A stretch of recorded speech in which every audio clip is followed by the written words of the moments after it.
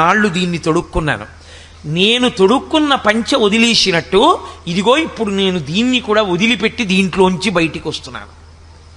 అందుకనే అంటుంది గరుడ పురాణం, 11 రోజులు శరీరం విడిచిపెట్టిన చోటనే జీవుడి నుంచి చూపిస్తారు, ఉండమని చెప్తారు. ఒక్కసారి అదొక వేగం, ఆ వేగంలో తీసుకెడతారు యమదూతలు. యమధర్మరాజు గారి దర్శనం ఒకటి చేయించి తీసుకొచ్చేస్తారు.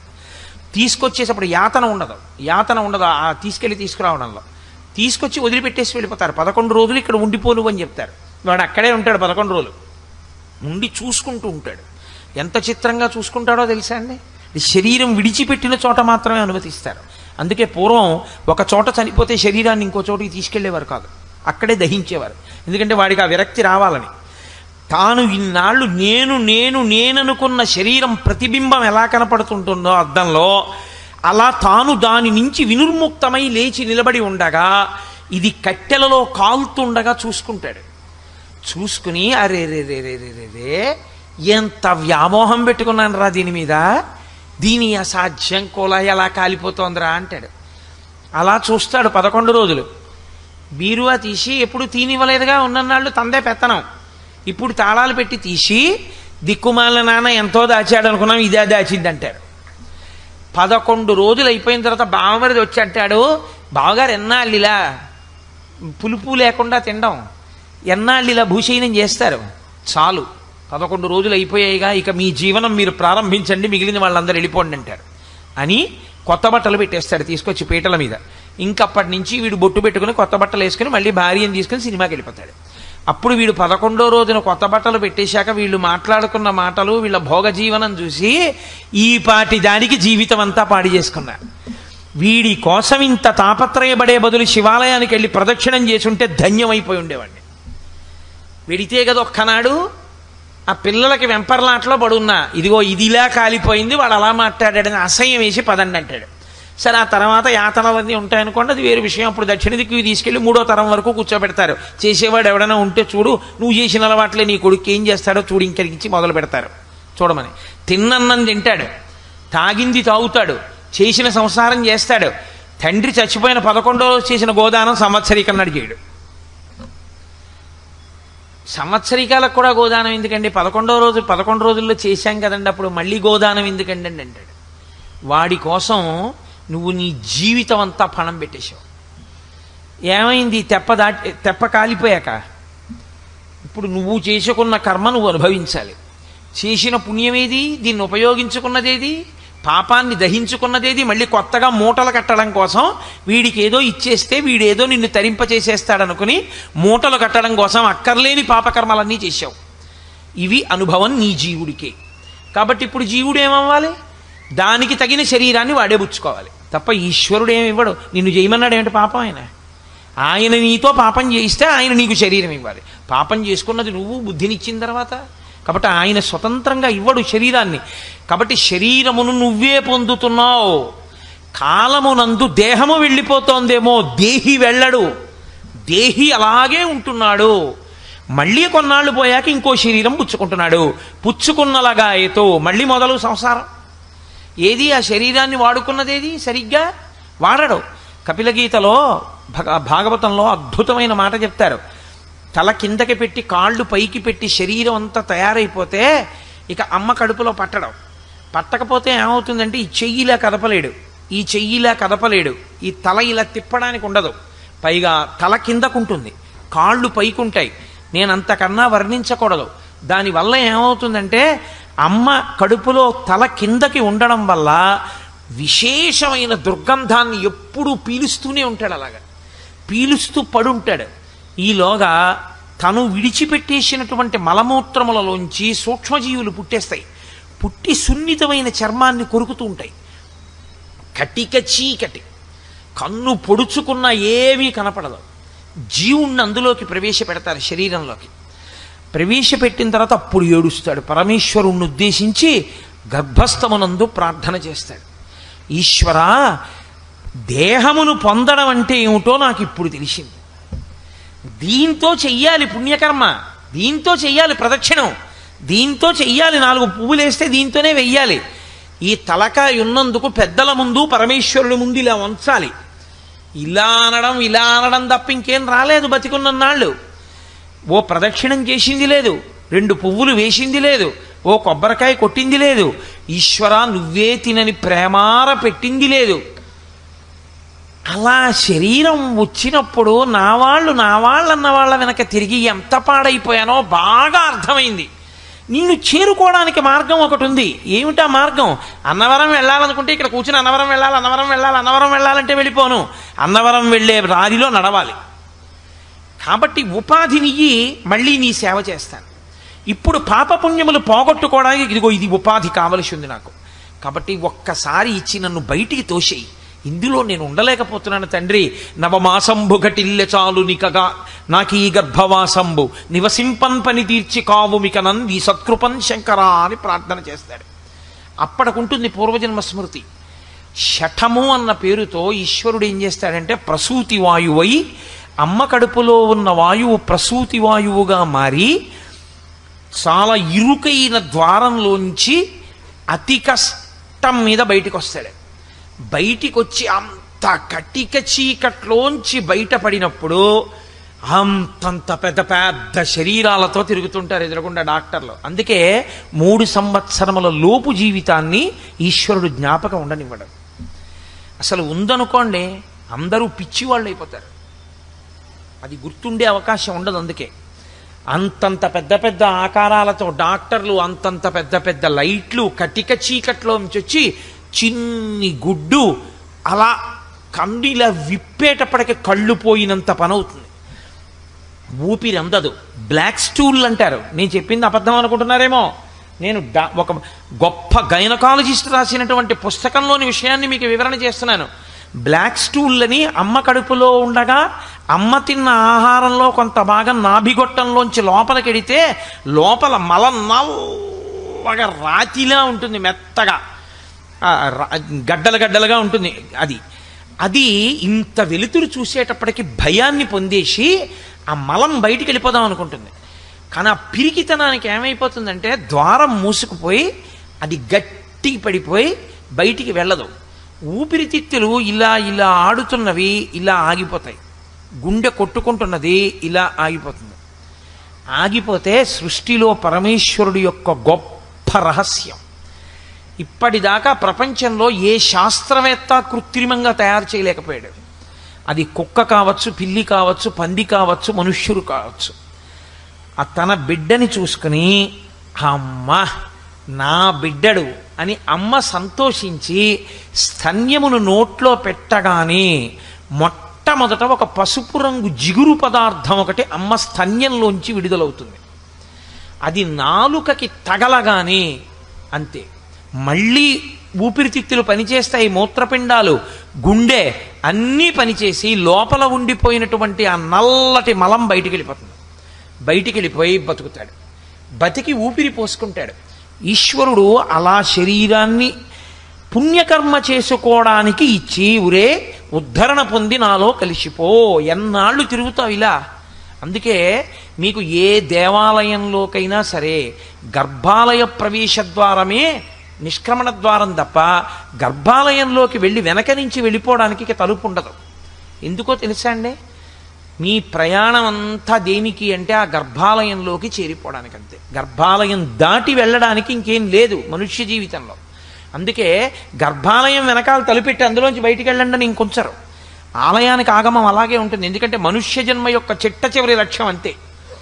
జన్మలు జన్మలు జన్మలు దాటగా 84 లక్షల ఉపాధులు ఉంటాయి లోకంలో. ఈ 44 లక్షల ఉపాధులు మళ్ళీ 4గా వర్గీకరింపబడి వస్తాయి. జరాయుజములు, అండజములు, స్వేదజములు, ఉద్భుజములని 4గా వస్తాయి. జరాయుజములు అంటే మావితో పుడతాయి, అండజములు అంటే గుడ్డు బద్దలగొట్టుకుని అందులోంచి వస్తాయి, ఉద్భుజములు అంటే భూమిని పగలగొట్టుకుని పైకి వస్తాయి చెట్లు. అలాగే స్వేదజములు అంటే చెమటలోంచి పుడతాయి పేలు మొదలైనవి. ఇందులో మనుష్య జన్మ సర్వోత్కృష్టమైన జన్మ. ఎందుకో తెలుసా అండి? కనీసం మనంత మనం చచ్చిపోవచ్చు. ఊపిరి అయిపోయే వరకు ఎవరు ఏమీ అనరు, కానీ మిగిలిన వాటి పరిస్థితి అలా ఉండదు. నాకు ఒక్కొక్కసారి చాలా తమాషాగా ఉండి ఒళ్ళు గగురు పొడుస్తూ ఉంటుంది. నేను ఒక వాకింగ్ ట్రాక్ మీద తెల్లవారుజామున కాసేపు నడవడానికి వెళ్తూ ఉంటాను. నడవడానికి వెళ్ళినప్పుడు అక్కడ పెరిగిపోయినటువంటి చెట్లు, అక్కర్లేకుండా పెరిగిపోయిన వెజిటేషన్ అంటారు కదా, దాన్ని కాస్త ఏ పెట్రోలో పోసేసి అంటించేస్తారు. అవన్నీ పచ్చి చెట్లు. అవి పెద్ద అగ్నిహోత్రం పెట్రోల్ మంటలకి లేచి ఆ ముందుకి వ్యాప్తి చెందుతుంటే పచ్చి చెట్టు మాడిపోయి ఎండిపోయి కాలిపోతుంది. ప్రాణం లేదనుకుంటున్నారు ఆ చెట్టుకి మీరు? ప్రాణం లేకపోవడం ఏమి ఉండదు. ఈ మధ్యనే నాకు ఒక అగ్రికల్చరల్ సైంటిస్ట్ ఆయన ఒక పుస్తకం తీసుకొచ్చి ఇచ్చారు. అందులో ఆ పుస్తకంలో ఉన్న విషయాలు చదివి నేను తెల్లబోయాను. ఇంటి ముందున్న చెట్టు యజమాని నీళ్లు పోస్తుంటే అది యజమాని కోసం బెంగపెట్టుకుంటుంది. ఏంటి ఇంకా రాలేదు, రాత్రి 9 అయిపోయింది, 10 అయిపోయింది అని ఎదురు చూస్తుంది. ఎందుకంటే దానికి ప్రాణం ఉందండి, అది పెరగట్లా రోజు రోజుకి. దానికి భయం ఉంటుంది, పారిపోదామని, అగ్నిహోత్రం వచ్చేస్తోంది కాలిపోదామని. కానీ కాళ్ళు 2 భూమిలో పెట్టేసి పాతి పెట్టి కాంక్రీట్ వేసేసినట్టు పెట్టేస్తారు. ఇప్పుడు అలా నిలబడి కాలిపోవడం వినా దానికి ఇలా తప్పుకోవడానికి కూడా ఏ మార్గం ఉండదు. దాంతో పోలిస్తే ఈశ్వరుడు మనకిచ్చిన ఉపాధి యొక్క గొప్పతనాన్ని ఆలోచించండి. ఏదో చేసుకోబట్టి ఇందులోకి వచ్చాం. ఇందులోకి వచ్చింది కొనసాగింపుగా మంచి పనులు చేసుకుని తరించి ఇంకొక మంచి ఉపాధిని పొందాలి. కానీ మళ్ళీ మళ్ళీ అటువంటి ఉపాధుల్ని మనంతట మనం పుచ్చుకోవడం ఎందుకు? ఈశ్వరుడి మీద నెపం పెట్టడం ఎందుకు? కాబట్టి బుద్ధిని మార్చు అర్జున. ఏది సత్యమో, ఏది కదలదో, ఏది ఎప్పుడూ ఉంటుందో అది ఇక్కడే ఉంది. అది సత్యం అనుకున్నావా ఇబ్బంది లేదంతే. ఏది అసత్యమో అది సత్యం అనుకున్నావా ఇబ్బంది వస్తుందంతే. ఇది సత్యం, ఇది సత్యం, ఇది ఉంటుంది, ఇది ఉంటుంది, ఇది ఉంటుంది అని వెంపర్లాడుతూ కూర్చున్నాను అనుకోండి, ఉంటుందా? ఒక్కనాటికి ఉండదు. అది అబద్ధం, అది అసత్యం, అది ఉండేది కాదు, అది వెళ్ళిపోతుంది. అది ఉంటుందండి ఉంటుందండి ఉంటుందండి అని ఎన్ని మాటలు చెప్పినా వెళ్ళిపోతుంది. అది అసలు ఉందో లేదో తెలియదండి, లేదండి లేదండి అన్నా లోపల ఉన్న నేను వెళ్ళడానికి ఏం లేదు, అలాగే ఉంటుంది ఆ దేహి. ఏది ఉంటుందో అది నువ్వుగా నిలబడితే నువ్వు ఉద్ధరణ పొందుతావు. అప్పుడు ఇక్కడ ఉన్న నేనే అన్నిటిలో ఉన్న నేను కాబట్టి ఈ నేను సంతోషించడం ఎలా ఉంటుందో ఆ నేను సంతోషించడం అలా ఉంటుంది. కాబట్టి ఇందులో దీంట్లో ఉన్న నేను దేనికి బాధపడుతుందో అందులో ఉన్న నేను దానికే బాధపడుతుంది. నేను నడుస్తుంటే నా కాళ్ళల్లో కర్ర పెట్టాడు అనుకోండి ఎవరో, నేను తూలి కిందకు పడిపోయాను అనుకోండి, పడిపోతే వాడు చూసి పక్క నవ్వాడు అనుకోండి. రేపు అతను నడుస్తున్నప్పుడు కాళ్ళల్లో కర్ర పెట్టారనుకోండి, అతను పడిపోయినప్పుడు ఎలా ఉంటుంది? ఇదే బాధ పొందిందో అది అదే బాధ పొందుతుంది. కాబట్టి ఇందులో ఉన్న నేను దేనికి ఏ బాధ పొందుతుందో అన్నిటిలో ఉన్న నేను అదే బాధ అలాగే పొందుతుంది. ఉపాధి అలా ఉంచండి, సుఖదుఖములను అనుభవిస్తుంది. కాబట్టి ఈ నేనుకి ఆ నేనుకి భేదం లేదు. ఆ నేను ఈ నేను ఒకటే, రెండు ఎప్పుడు ఉండేవే. కానీ ముక్కల కింద కనపడుతున్నాయి, కానీ ముక్కలు కావు. ఆకాశం ముక్కలైనట్టు కనపడుతుంది. మఠాకాశము, లేకపోతే ఏదో ఒక చోట ఘటాకాశము, కుండలో ఆకాశంలా కనపడుతుంది, ఒక చోట గదిలో ఆకాశంలా కనపడుతుంది. అంత మాత్రం చేత ఆకాశం ముక్కలైపోయిందా? ఆకాశంలో ఏ మార్పు ఉండదు. ఏ మార్పు లేని ఆకాశం ఎలా ఉంటుందో నేను ముక్కలు కాకుండా అలాగే ఉంటుంది. అన్నిటిలో ఉన్న నేను ఒక్కటే, ఈశ్వర చైతన్యమే ఉంది. అరే రే, దీని సంతోషం ఎంతో దాని సంతోషం ఎంత. కాబట్టి దాన్ని ఎందుకు నేను బాధ పెట్టాలి? నేను పెట్టను. ఆ నేను బాధపడ్డం ఈ నేను బాధపడ్డమే. అందుకే నన్నయ్య గారు మహాభారతంలో ఒక అద్భుతమైన మాట అన్నారు. నువ్వు పనులు చేసే ముందు అగ్ని పరీక్ష ఒక్కటే. నేను ఈ పని చెయ్యనా చెయ్యద్దా? చట్టం ఒకటి ఉంటుంది, ధర్మచట్రం అని, అందులో పెట్టి చూడు.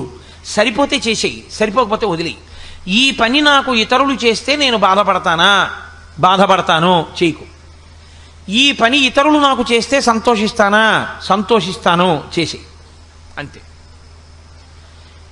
ఇదొక్క పరీక్ష నువ్వు పెట్టుకోవడం అలవాటైతే నీకు అన్నిటిలో ఉన్న నేనుతో నీలో ఉన్న నేను సమన్వయం అవ్వడం వచ్చేస్తుంది.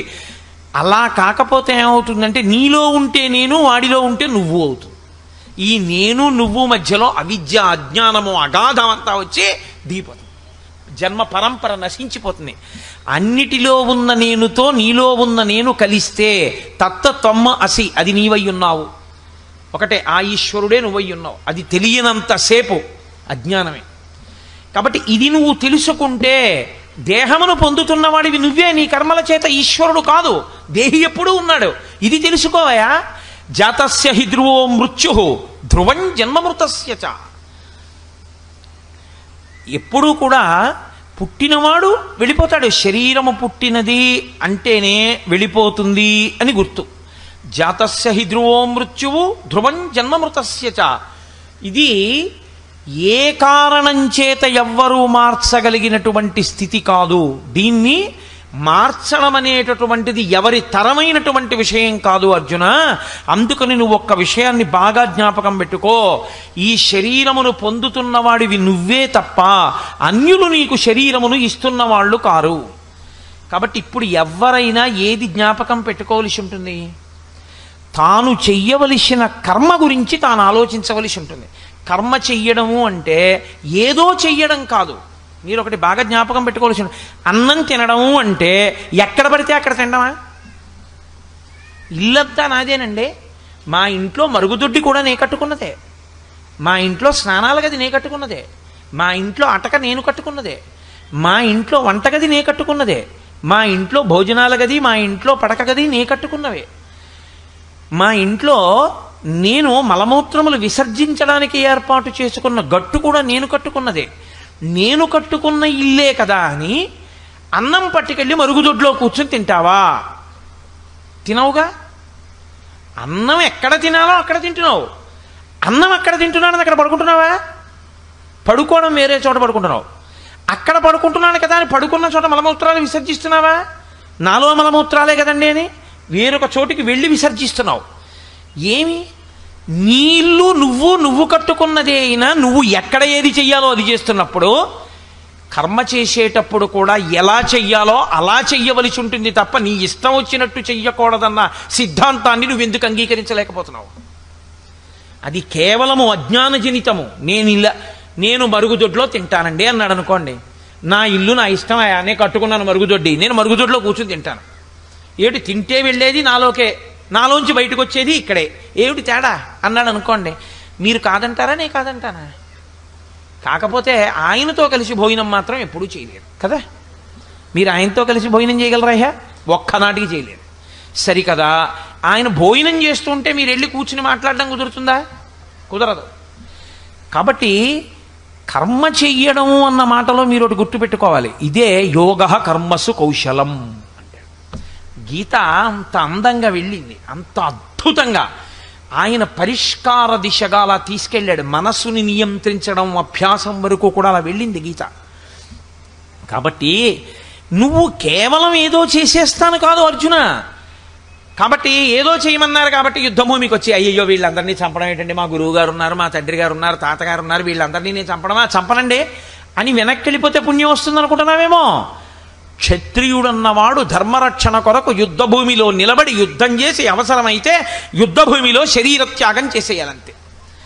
అలా చెయ్యడం నీ చేత కాకపోతే నువ్వు చెయ్యవలసిన పని చెయ్యని వాడివి అవుతావు. వేదము ఎవరు ఏం చెయ్యాలో చెప్పింది, ఆ వేదం ఏం చెప్పిందో అది చెయ్యాలంతే.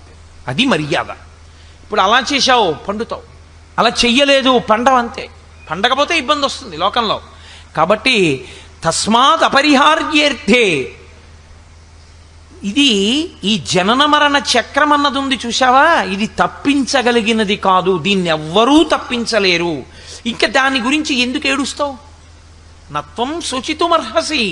దానికి ఏడుస్తారా? మీరు ఒక్కటే బాగా జ్ఞాపకం పెట్టుకోండి. భగవద్గీత జీర్ణమైన వాడికి ఏడవడానికి ఏమీ లేదు.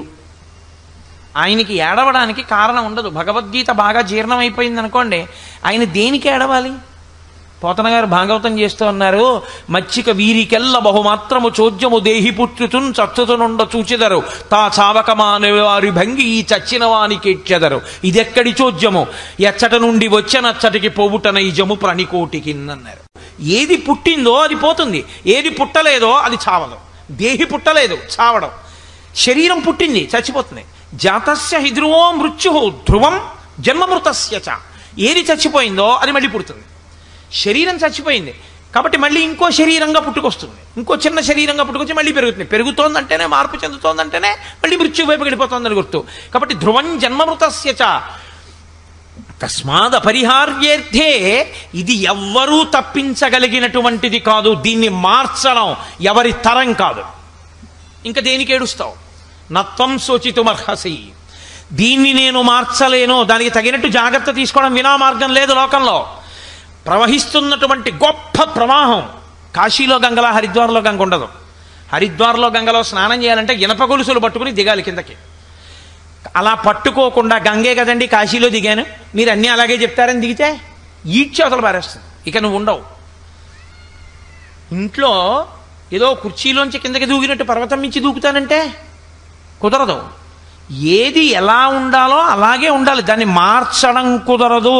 అన్నప్పుడు దాని విషయంలో నువ్వు జాగ్రత్తగా ఉండడం వినా ఇది ఇలా ఉంది ఏమిటండి అని ఏడిస్తే మారదు. ఏడిస్తే మారిపోతాయా? ఏడిస్తే మారేవి కావు ఇవన్నీ. కాబట్టి ఎందుకు ఏడుస్తున్నావు? చచ్చిపోతానని ఏడుస్తావు, పుట్టానని ఏడుస్తావు. చచ్చిపోతానని ఏడిస్తే చావాగదు, పుట్టానని ఏడిస్తే పుట్టకాగదు. దేహి గుర్తెరగకపోతే దేహి అలా ఉండకుండా పోవడం ఉండదు, దేహము ఉండడం అన్నది ఉండదు.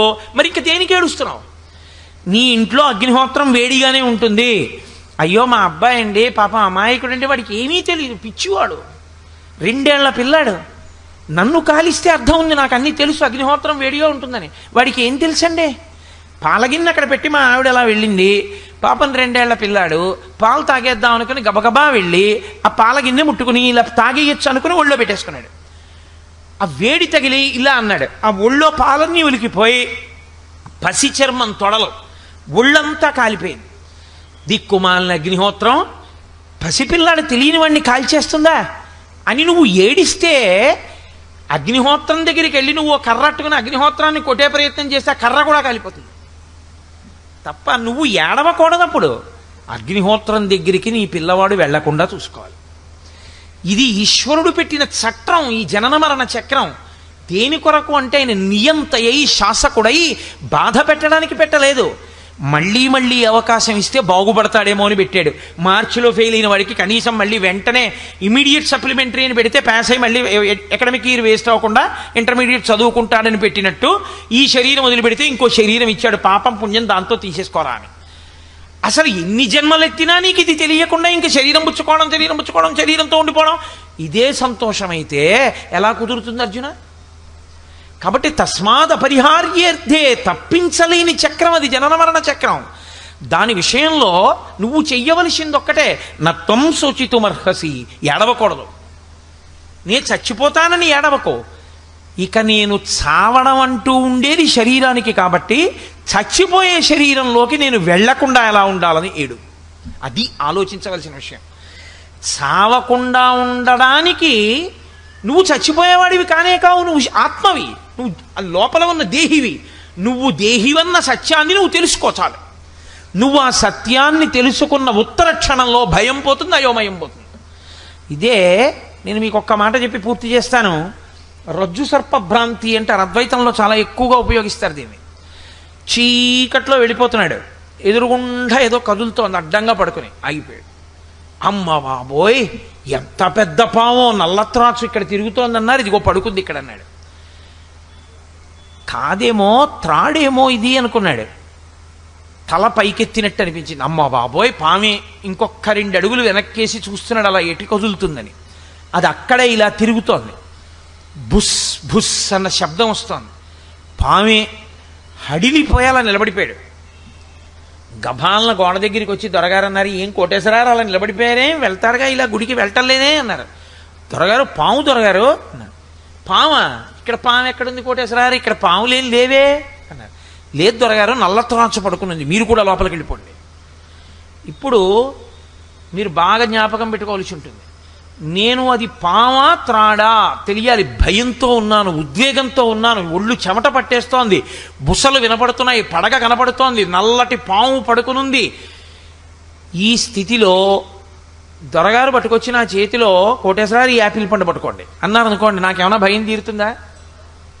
కోటేశ్వరారు ఈ 10,000 జేబులో పెట్టేసుకోండి అన్నారు అనుకోండి, 10,000 జేబులో పెట్టేసుకుంటే ఏమైనా తీరిపోతుందా? లేకపోతే మా అబ్బాయి వచ్చి నాన్నగారండి మీరు చదువుకున్న ఇదిగో రామాయణ గ్రంథం పట్టుకోండి అన్నాడు అనుకోండి, నా భయం తీరుతుందా? దొరగారు టార్చ్ లైట్ పట్టుకొచ్చి ఇలా వేశారనుకోండి, ఏమవుతుంది? పోయిందంతే. ఊరే ఇది తాడ్రా అన్నానంతే. తాడ్రా అనగానే పడగలేదు, తాడ్రా అనగానే బుసలేదు, తాడ్రా అనగానే పాము లేదు. దగ్గరికి వెళ్ళి ఇలా చేత్తో పైకెత్తి, దొరగారు తాడు దొరగారు అచ్చు పాములో ఉంది చూసారా, ఇది చూసి ఎంత భయపడిపోయానండి ఆయన అలా పక్కన బారేసి వెళ్ళిపోయాను. ఏది సత్యమో అది తెలియగానే భయం పోయింది. ఏది సత్యమో అది తెలియగానే నీకు పట్టిన చెమట్లు పోయాయి. ఏది సత్యమో అది తెలియగానే నీకున్న ఆందోళనలన్నీ పోయాయి. ఏది సత్యము, దేహి సత్యమో, దేహి సత్యమనేటటువంటిది నీ ఎరుకలోకి వచ్చి అనుభవంలోకి రావాలి. ఇప్పుడు నేను పెద్దగా మాట్లాడేసినట్టు మాట్లాడేస్తే సుఖం కాదు, అనుభవంలోకి రావాలి. అనుభవంలోకి వచ్చి లోపల ఉన్నది ఎప్పుడూ ఉంటుంది, అది అంతటా ఉన్నది అని నేను తెలుసుకోగలిగాను అనుకోండి. అంతటా అది నామరూపములుగా కనబడ్డ మాయ తప్ప యథార్థముగా అది అదిగానే ఉన్నది అని నేను జ్ఞానమన్న దీపము చేత దర్శనం చేస్తే, ఆనాడు సత్యము ఎరుకలోకి వస్తే అప్పుడు మాత్రం ఇక శరీరంలోకి రాను. నేనుగా మిగిలిపోవడం అంటే ఆత్మయందు కలిసిపోయి పరమేశ్వరుడి యందు లయమై అలా ఉండిపోతాను. కాబట్టి అర్జున, ఇది సత్యం, దీన్ని తెలుసుకో. అంతేకాని జనన మరణ చక్రం గురించి భయపడి శరీరం శరీరం శరీరం అంటాయంటే, ఇలా తెచ్చుకుని నువ్వు తెచ్చుకున్నవే ఈ శరీరాలు. ఎంత గొప్ప సత్యాన్ని ఆయన బోధ చేస్తున్నాడో మీరు ఈ 2 శ్లోకముల వలన గుర్తెరుగుదురుగాక. రేపటి రోజున పద్మశ్రీ శోభానాయుడు గారు ఇక్కడ నర్తించడం కోసమని 2 రోజుల పాటు వస్తున్నారు. ఆ తల్లి ఆవిడ గొప్ప విదుషీమణి, నటరాజానుగ్రహాన్ని పరిపూర్ణంగా పొందినటువంటి తల్లి. ఆవిడ నర్తన అంటే అదేం సామాన్యమైనటువంటి నర్తన కాదు.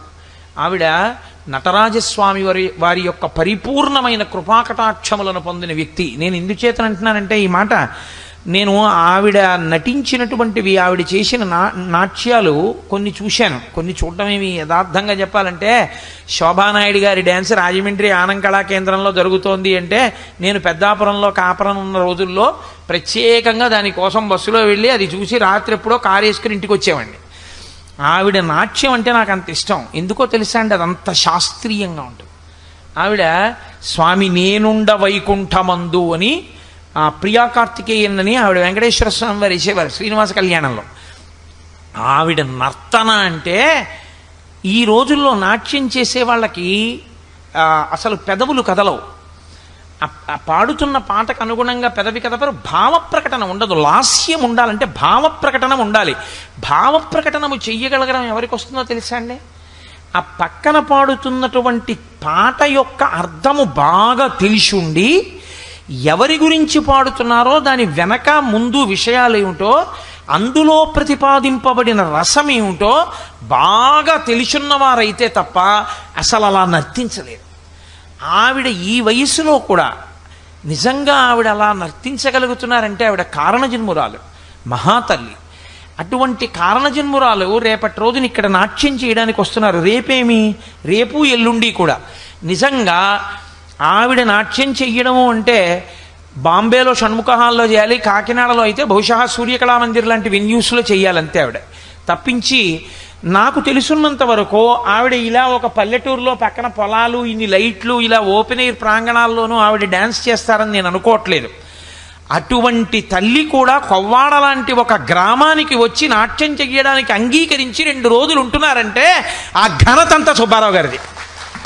మహానుభావుడు అంత భక్తితో జీవితాన్ని గడుపుతూ అంత వినయం. నేను అప్పుడప్పుడు అంటుంటాను మా వాళ్ళతోటి, నేను అసూయ పడుతుంటా సుబ్బారావుని చూస్తే ఆ వినయం నాకు లేదే అని అంటుంటాను. ఇలాగే ఉంటారు, ఎప్పుడు నాకు ఇది ఉందని ఇలా తలెత్తారు.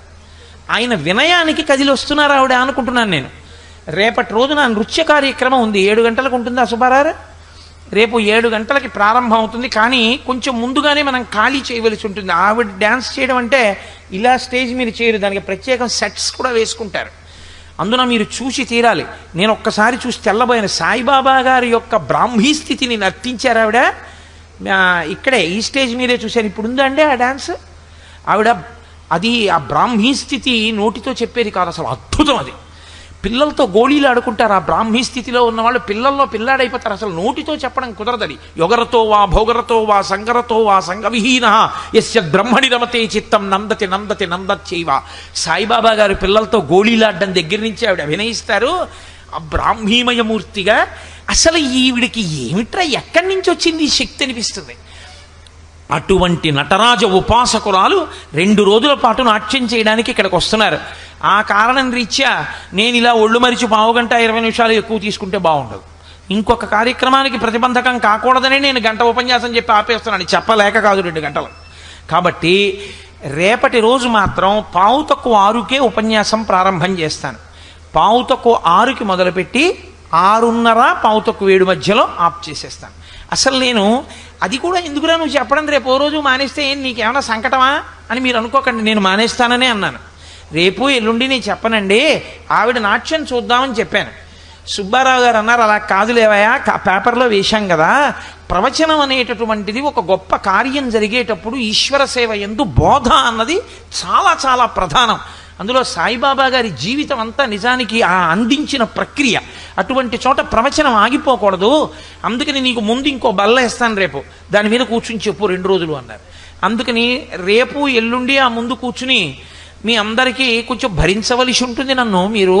కాబట్టి ఒక్క 30 నిమిషాలు 45 నిమిషాలు ఏదో ఒక విషయాన్ని గీతలోంచి మాట్లాడతానంటే దీనికి కొనసాగింపే మాట్లాడతాను. తదనంతరం 2 రోజులు ఆవిడ నృత్య కార్యక్రమం ఉంటుంది. 2 రోజుల తర్వాత మళ్ళీ యథాతథంగా కార్యక్రమాలు ఉంటాయి. కాబట్టి రేపటి రోజున మీరు ఇవాళ వచ్చినట్టుగా వస్తే మీకు ఆ కుర్చీలు దొరకవు. 2, మీరు ఆ నృత్యాన్ని ఎక్కడో నిలబడి చూస్తే చాలా ప్రతిబంధకాలు ఉన్నాయి. కాబట్టి మీరు అందంగా చూడడం కుదరదు. కాబట్టి అందంగా మీరు అంత గొప్ప కార్యక్రమం కొవ్వాడకొచ్చి శోభానాయుడు గారు చెయ్యాలంటే సుబ్బారావు గారు అడగకపోతే ఆవిడ వస్తారని నేను ఒక్కనాటికి అనుకో. ఇది కొవ్వాడ వాసుల అదృష్టం.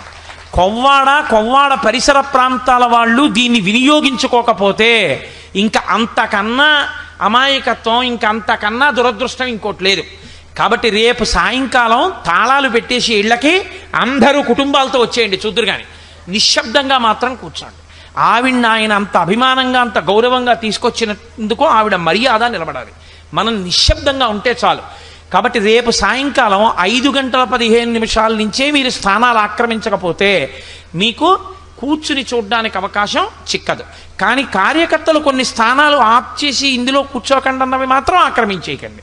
పెద్దరికాలు కొంతమందిని కూర్చోబెట్టుకోవడం వాళ్ళకు ఉంటాయి కదా, నా మాట పట్టుకుని కోటేశ్వరరావు కూర్చోమన్నాడు అన్నింట్లో కూర్చుంటుకోండి, ఏదో 2 వరుసలో 3 వరుసలో వాళ్ళు అడుగుతారో ఉంచండి. ఇప్పుడు దీని తర్వాత ప్రవీణ్ కుమార్ అనుకుంటాను, చిరంజీవి ప్రవీణ్ కుమార్ మంచి వృద్ధిలోకి వస్తున్నవాడు. నాకు అన్నిటికన్నా అతనిలో నచ్చిన విషయం ఏమిటంటే ఓ మాట అన్నాడు ఈ మధ్య అయ్యప్ప స్వామి గుళ్ళో పాట పాడి, ఇవాళ నేను ఈ పాట పాడగలుగుతున్నాను అంటే దీనికి అంతటికీ కారణం కర్త కర్మ క్రియ మా గురువు గారు పెద్దాడ సూర్యకుమారి గారే అన్నాడు. గురువు యందు ఆ గౌరవం లేని వ్యక్తి ఆధ్యాత్మికతలో కానీ, నాదోపాసనలో కానీ, నృత్యంలో కానీ ఎందులో రాణించాడు. ఆ పిల్లవాడు చిన్న వయస్సులో పట్టుకోవలసిన విషయాన్ని పట్టుకున్నాడు. అందుకే నాకు ఆ పిల్లాడంటే ఒక ప్రత్యేకమైన అభిమానం. ఏమిటి అభిమానం అంటే గురువు గారి మీద అతనికి ఉన్న గౌరవం. ఆ గురువు మీద గౌరవం అలా నిలబడాలి. అతను శివశంకరి అన్న పాట ఒకటి ఉంది, ఘంటసాల గారు పాడింది, జగదేక వీరుని కథ అనుకుంటాను సినిమా, నాకు గుర్తులేదు సరిగ్గా. అది సామాన్యమైన పాట ఏం కాదు, చాలా బాగుంటుంది. ఆ పాట కూడా అవలీలగా పాడాడు మన అయ్యప్ప స్వామి గుళ్ళో. కాబట్టి నేను కూడా కాసేపు 2-3 కీర్తనలు అతను పాడుతుంటే వింటాను. చక్కగా అటువంటి పిల్లల్ని మనం అభ్యున్నతి పథంలోకి తీసుకురావాలి. వాళ్ళు రేపు సంతోషంగా చెప్పుకోవాలి, పెద్ద విద్వాంసులై కాకినాడ కొవ్వాళ్ళలో చేసిన సభలో పాడితే ఎంత సంతోషం పొందానో అని. కాబట్టి చక్కగా మీ అందరు ఇలాగే నిశ్శబ్దంగా కూర్చుని అతని యొక్క గానామృతాన్ని గ్రోలెదరుగాక. మంగళాశాసనపరై మదాచార్య పురోగమై సర్వైస్య పూర్వైరాచార్యై సత్కృతాయాస్తు మంగళం. మంగళం కోసలేంద్రాయ మహనీయ గుణాత్మనే చక్రవర్తి తనూజాయ సర్వభౌమాయ మంగళం. ఉమాకాంతాయ కాంతాయ కామితార్థప్రదాయినే శ్రీగిరీశాయ దేవాయ మలినాథాయ మంగళం. కరచరణకృతం వా కర్మవాక్కాయజం వా శ్రవణనైనజం వా మానసం వాపరాధం విహితమవిహితం వా సర్వమేత్తక్షమస్వ శివ శివ కరుణాబ్ధే శ్రీ మహాదేవ శంభో. సర్వం శ్రీ ఉమామహేశ్వర పరబ్రహ్మార్పణమస్తు. స్వస్తి. మనం నిన్నటి రోజున చర్చించి ఉన్నాం, జాతస్య హి ధ్రువో మృత్యు ధ్రువం జన్మమృతస్య చ తస్మాదపరిహార్యేర్థే నత్వం శోచితుమర్హసి. అసలు శోకించడానికి ఏమీ కారణం లేదు అని పునఃపునః భగవానుడు భగవద్గీతలో ఉపదేశం చేస్తూ ఉంటాడు. అందులో నిన్నటి వరకు చెప్పినటువంటి భాగంలో, అంటే నేను పూర్తిగా స్పృశించానని కాదు, తత్పదార్థమును గూర్చి మాట్లాడినప్పుడు దేహము అనిత్యము అన్న విషయాన్ని సువ్యవస్థమయ్యేటట్లుగా నిన్నటి వరకు మీరు ఆ విషయాన్ని విన్నారు. ఆత్మ సర్వకాలముల యందు ఉండేది, ఆత్మ ఒక కాలమునందు ఉండడం, ఒక కాలమునందు ఉండకపోవడం అన్నది ఉండదు. ఈ దేహము పడిపోతుంది కానీ ఆత్మ ఉంటుంది. ఎలా ఉంటుంది అంటే పరమ ప్రఖ్యాతి వహించినటువంటి శ్లోకం, నైనం చిందంతి శస్త్రాణి నైనం దహతి పావకః నచైనం క్లిదయంతి ఆపో నశోషయతి మారుతః అంటాడు.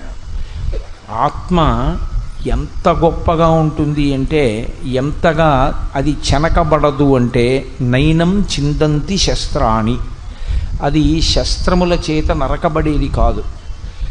నైనం దహతి పావకః, అది అగ్నిహోత్రము చేత కాల్చబడేది కాదు. నచైనం క్లేదయంతి ఆపో, అది నీటి చేత తడపబడేది, నీటి చేత కొట్టుకుపోయేటట్టుగా చేయబడేది కాదు. న శోషయతి మారుతః, అది వాయువు చేత పూర్తిగా తొలగత్రోయబడదు. అంటే మీరు ఈ శ్లోకంలో ఒక విషయాన్ని గమనించాలి. మనకి పంచభూతములు అని ఉన్నాయి. సమస్త జగత్తు ఎందులోంచి వస్తుందంటే ఈ పంచభూతములుగానే తయారవుతుంది. పృథివీ, ఆపస్తేజో, వాయు, ఆకాశములు, ఈ ఐదే ఈ జగత్తులో సమస్త పిండాండముల యందు నిండి ఉంటుంది. పృథివీ అంటే మట్టి, ఆపస్ అంటే నీరు, తేజో అంటే అగ్ని, వాయువు అంటే గాలి, ఆకాశము. ఇందులో ఈ శ్లోకంలో గీతాచార్యుడు ఆత్మ ఏ విషయముల చేత నశింపబడదు అన్న విషయాన్ని చెప్తూ ఆకాశమును విడిచిపెట్టి నాలుగింటిని చెప్పారు. నైనం చిందంతి శస్త్రాణి, శస్త్రము అంటే ఏదో ఒక కత్తి అనుకోండి, లేకపోతే ఒక శూలం అనుకోండి, ఒక గద అనుకోండి, ఇవన్నీ పృథివీ వికారములే, లోహముతో చేయబడతాయి కాబట్టి పృథివీ చేత ఎప్పుడూ కూడా ఆత్మ నశింప చెయ్యబడదు. అలాగే అగ్ని చేత కాల్చబడదు, వాయువు చేత తొలగత్రోయబడదు, నీటి చేత తడపబడదు. ఇంకా వదిలిపెట్టింది పృథివీ, ఆపస్తేజో, వాయు, ఆకాశములలో ఆకాశాన్ని వదిలేశారు. ఆకాశాన్ని ఎందుకు వదిలేశారంటే ఒక్కటే కారణం, పంచభూతాల్లో ఒక భూతము ఒక భూతాన్ని ఆక్రమిస్తుంది, ఒక భూతము ఒక భూతాన్ని పాడు చేస్తుంది. పృథివీ ఉందనుకోండి, భూమి మీదకి నీరు ప్రవాహంగా వస్తే సారవంతమైనటువంటి మట్టి కొట్టుకుపోతుంది, లేదా భూమి కనపడకుండా నీరు కప్పేస్తుంది. మహాప్రళయంలో ఇంకా భూమి ఉండదు, నీరు కప్పేస్తుంది. వాయువు ఉందనుకోండి, వాయువుని బ్రహ్మాండమైనటువంటి వర్షధారలు పడినప్పుడు ఇంకా గాలి విస్తృతంగా వీయకుండా కొంతవరకు నిర్బంధిస్తాయి. లేదా ఆకాశమునందు మీరు ఘటమునో దేన్నో సృష్టించారనుకోండి, అందులో గాలి అంతగా తిరిగే అవకాశం ఉండదు. కానీ అలాగే అగ్నిహోత్రం ఉందనుకోండి, దాని మీద నీళ్లు పోసారనుకోండి, అగ్నిహోత్రం ఆరిపోతుంది. నీరుందనుకోండి, నీటిలోకి తీసుకెళ్ళి మట్టి పోసారనుకోండి, నీరు ఇంకిపోతుంది. కాబట్టి ఒక భూతాన్ని ఒక భూతం పరిమితం చేసుకుంటుంది. 4 భూతములు కలిసి కూడా పరిమితం చేయలేనిది ఆకాశం ఒక్కటే. అసలు ఆకాశమునందు ఏ మార్పు ఉండదు. మబ్బు కమ్మింది అంటాం, మబ్బులు కమ్మేయేమో కానీ ఆకాశానికి ఏమవలేదు. ఆకాశాన్ని మీరు కత్తిపెట్టి నరకలేరు, ఆకాశాన్ని ముక్కలు చేయలేరు, ఆకాశాన్ని కాల్చలేరు, ఆకాశాన్ని తడపలేరు, ఆకాశాన్ని కొట్టివేయడం కుదరదు. ఆత్మ ఎలా ఉంటుందో ఆకాశం అలాగే ఉంటుంది. అందుకే ఆకాశము చేత ఆత్మ మాత్రము త్రోయబడదన్న మాట వాడలేదు. ఎందుకంటే రెండూ సమానమైనటువంటి స్థాయిలో ఉంటాయి కాబట్టి పంచభూతములలో 4 వాడారు తీసుకొచ్చి. కనపడకుండా అంటే పైకి తెలియదు, స్పష్టంగా 4 భూతములను వాడారన్న మాట తెలియదు. తెలియకపోయినా నైనం చిందంతి శస్త్రాణి నైనం దహతి పావకః నచైనం క్లిదయంత్యాపో నశోషయతి మారుతః. ఆ ఆత్మ నీవై ఉన్నావు, ఆ ఆత్మయే నీ యందున్నది. నీ యందుండడం కాదు, అసలు యథార్థమునకు ఆత్మ ఉండి అది తొడుక్కుంటోంది దేహాలని. మనం బట్టలు తొడుక్కున్నట్టే నిన్నను మీరు విన్నారుగా, వాసాంసి జీర్ణాని యథా విహాయ నవాని గృహ్ణాతి నరూపరాణి. ఈ శరీరాన్ని విడిచిపెడితే ఇంకో శరీరాన్ని పుచ్చుకుంటోంది ఆత్మ. అది కట్టుకున్న బట్టల్లాంటివి. ఈ ఆత్మ కాలమునందు పోదు, శరీరము కాలమునందు ఉండదు. ఈ రెండిటికి ఉండేటటువంటి వైరుధ్యం అది. కాలమునందు ఉండు అని పట్టుకున్నా ఉండనిది శరీరం, కాలమునందు వెళ్ళిపోని మీరు అన్నా వెళ్ళనిది ఆత్మ. కాలాతీతమై ఆత్మ ఉంటుంది. ఆ ఆత్మయే మనమందరమై ఉన్నాం. కానీ అజ్ఞానం ఎక్కడొచ్చింది అంటే మనము దేహము అనుకోవడం వల్ల వచ్చింది. కానీ ఏమంటే ఆత్మ అలా ఉంటుంది అంటున్నారు కదా, నయనం చిందంతి శస్త్రాన్ని, అది దేనికి కాల్చబడదు, తడపబడదు, కొట్టబడదు అంటున్నారు కదా, ఇది ఎలా సంభవం? నేను దీని గురించి ఇప్పుడు విశేషమైన ప్రసంగం చేసే అవకాశం లేదు, కానీ యథార్థానికి ఈ ఒక్క శ్లోకం అర్థమయ్యేట్టు చెప్పడానికి దీనికి పడుతుందో 15 రోజులు. కానీ మీతో నేను సూక్ష్మంగా ఒక విషయం మనవి చేస్తే మీరు బాగా పట్టుకోగలుగుతారు. ఒక కర్ర ఏం చేస్తుందో కర్ర యొక్క నీడ అదే చేస్తుందని మీరు ఊహించకూడదు. నేను ఏం చేస్తానో నా ప్రతిబింబం అది చేస్తుంది అని మీరు అనకూడదు. ఎందుచేత అంటే నాకు ఉన్న శక్తి వేరు, నా ప్రతిబింబమునకున్న శక్తి వేరు. నేను ఏం చేస్తానో అది చేసినట్లు కనపడుతుంది తప్ప స్వతంత్రముగా చేయగలిగిన శక్తి నా ప్రతిబింబానికి లేదు. రాతి నీడ రాతిలా ఉంటుందేమో కానీ రాయి కొట్టినట్టు రాయి నీడ కొట్టలేదు. కర్రలాగే కర్ర నీడ ఉంటుందేమో కానీ కర్ర కొట్టినట్టు కర్ర నీడ కొట్టలేదు. ఇందువల్ల నేను లేని నాడు నా ప్రతిబింబం లేదు, కర్ర లేని నాడు కర్ర నీడ లేదు, రాయి లేని నాడు రాయి నీడ లేదు. దీని మీద అది ఆధారపడింది. ఆత్మ మీద ఈ పంచభూతములు ఆధారపడ్డాయి. పంచభూతములే జగత్, జాయతే గచ్చతే ఇది జగత్ అంటారు, వచ్చి వెళ్ళిపోయేది. దీన్ని వేదాంతంలో తేలికగా అర్థమయ్యేటట్టు చెప్పడానికి ఒక మాట చెప్తే మీరు బాగా తొందరగా పట్టేసుకుంటారు. పంచభూతములు ఆత్మ వలన ప్రకాశిస్తున్నాయి తప్ప పంచభూతముల వలన ఆత్మ ప్రకాశించట్లేదు. దీన్ని నేను తన్మాత్రలతో సమన్వయం చేశాను అనుకోండి, మీరు వెంటనే పట్టుకుంటారు. పంచభూతములే మనలో సూక్ష్మభూతములుగా శబ్ద స్పర్శ రస రూప గంధములుగా ఉంటాయి. శబ్దము ఆకాశ సంబంధము, అందుకే ఆకాశంలో ప్రయాణం చేస్తాయి శబ్ద తరంగాలు. నేను మాట్లాడిన మాటలు తరంగములుగా ఆకాశమునందు వ్యాప్తి చెంది మీ చెవుల్లోంచి లోపలికి పెడతాయి. కాబట్టి బయట ఆకాశము శబ్దము ప్రతీకగా ఉంటుంది, తన్మాత్ర అంటారు. శబ్ద స్పర్శ, స్పర్శకి చర్మము హేతువు. ఈ స్పర్శ తగలాలి అంటే స్పర్శకి చల్లతనం ఉంటుంది. ఇందులో పృథివీ ఆపస్ తేజో వాయు ఆకాశముల యందు ఈ పృథివికి చల్లతనంగా ఉండడం, స్పర్శకి శక్తి కలిగి సుఖాన్ని ఇచ్చేటటువంటి స్పృహ ఒకటి ఉంటుంది. అందుకే ముట్టుకుంటే సంతోషం కలగడం, ముట్టుకుంటే చికాకు కలగడం జరుగుతూ ఉంటుంది. రస, రుచి. రుచి ఇక్కడ నాలుక చెప్తుంది, బయట ఈ రుచి నీటికి సంబంధించినది. పంచభూతములలో నీరే రుచికి కారణం. నీరు అన్నది లేదనుకోండి, అసలు రుచి అన్నది లేదు. వంకాయని వంకాయగా వండండి, మాడి బొగ్గు అవుతుంది, నీళ్లుంటేనే ఉడుకుతుంది. బియ్యాన్ని అన్నం వండండి, నీళ్లు లేనిదే రుచి రాదు. నీరు లేకుండా అన్నం తినండి, అసలు ప్రాణం ఉండదు. కాబట్టి నీటికి రుచికి అవినాభావ సంబంధం. ఈ రుచి పంచభూతములలో ఒకటిగా లోపల ఉంటుంది. ఏది రుచి రూపంలో ఉంటుంది? నీరు. శబ్ద స్పర్శ రస రూప. బయట ఉండేటటువంటివన్నీ కనపడాలి అంటే వెలుతురు ఉండాలి, వెలుతురు ఉంటేనే కనపడతాయి. చీకట్లో ఏం కనపడతాయి? ఆ వెలుతురు ఇక్కడ కంటిని ఆశ్రయించి ఉంటుంది దృష్టి రూపంలో. ఆకాశ, ఆ ఆకాశమే ఇక్కడ నిజానికి ఆత్మరూపంలో ఆవహించి ఉంటుంది.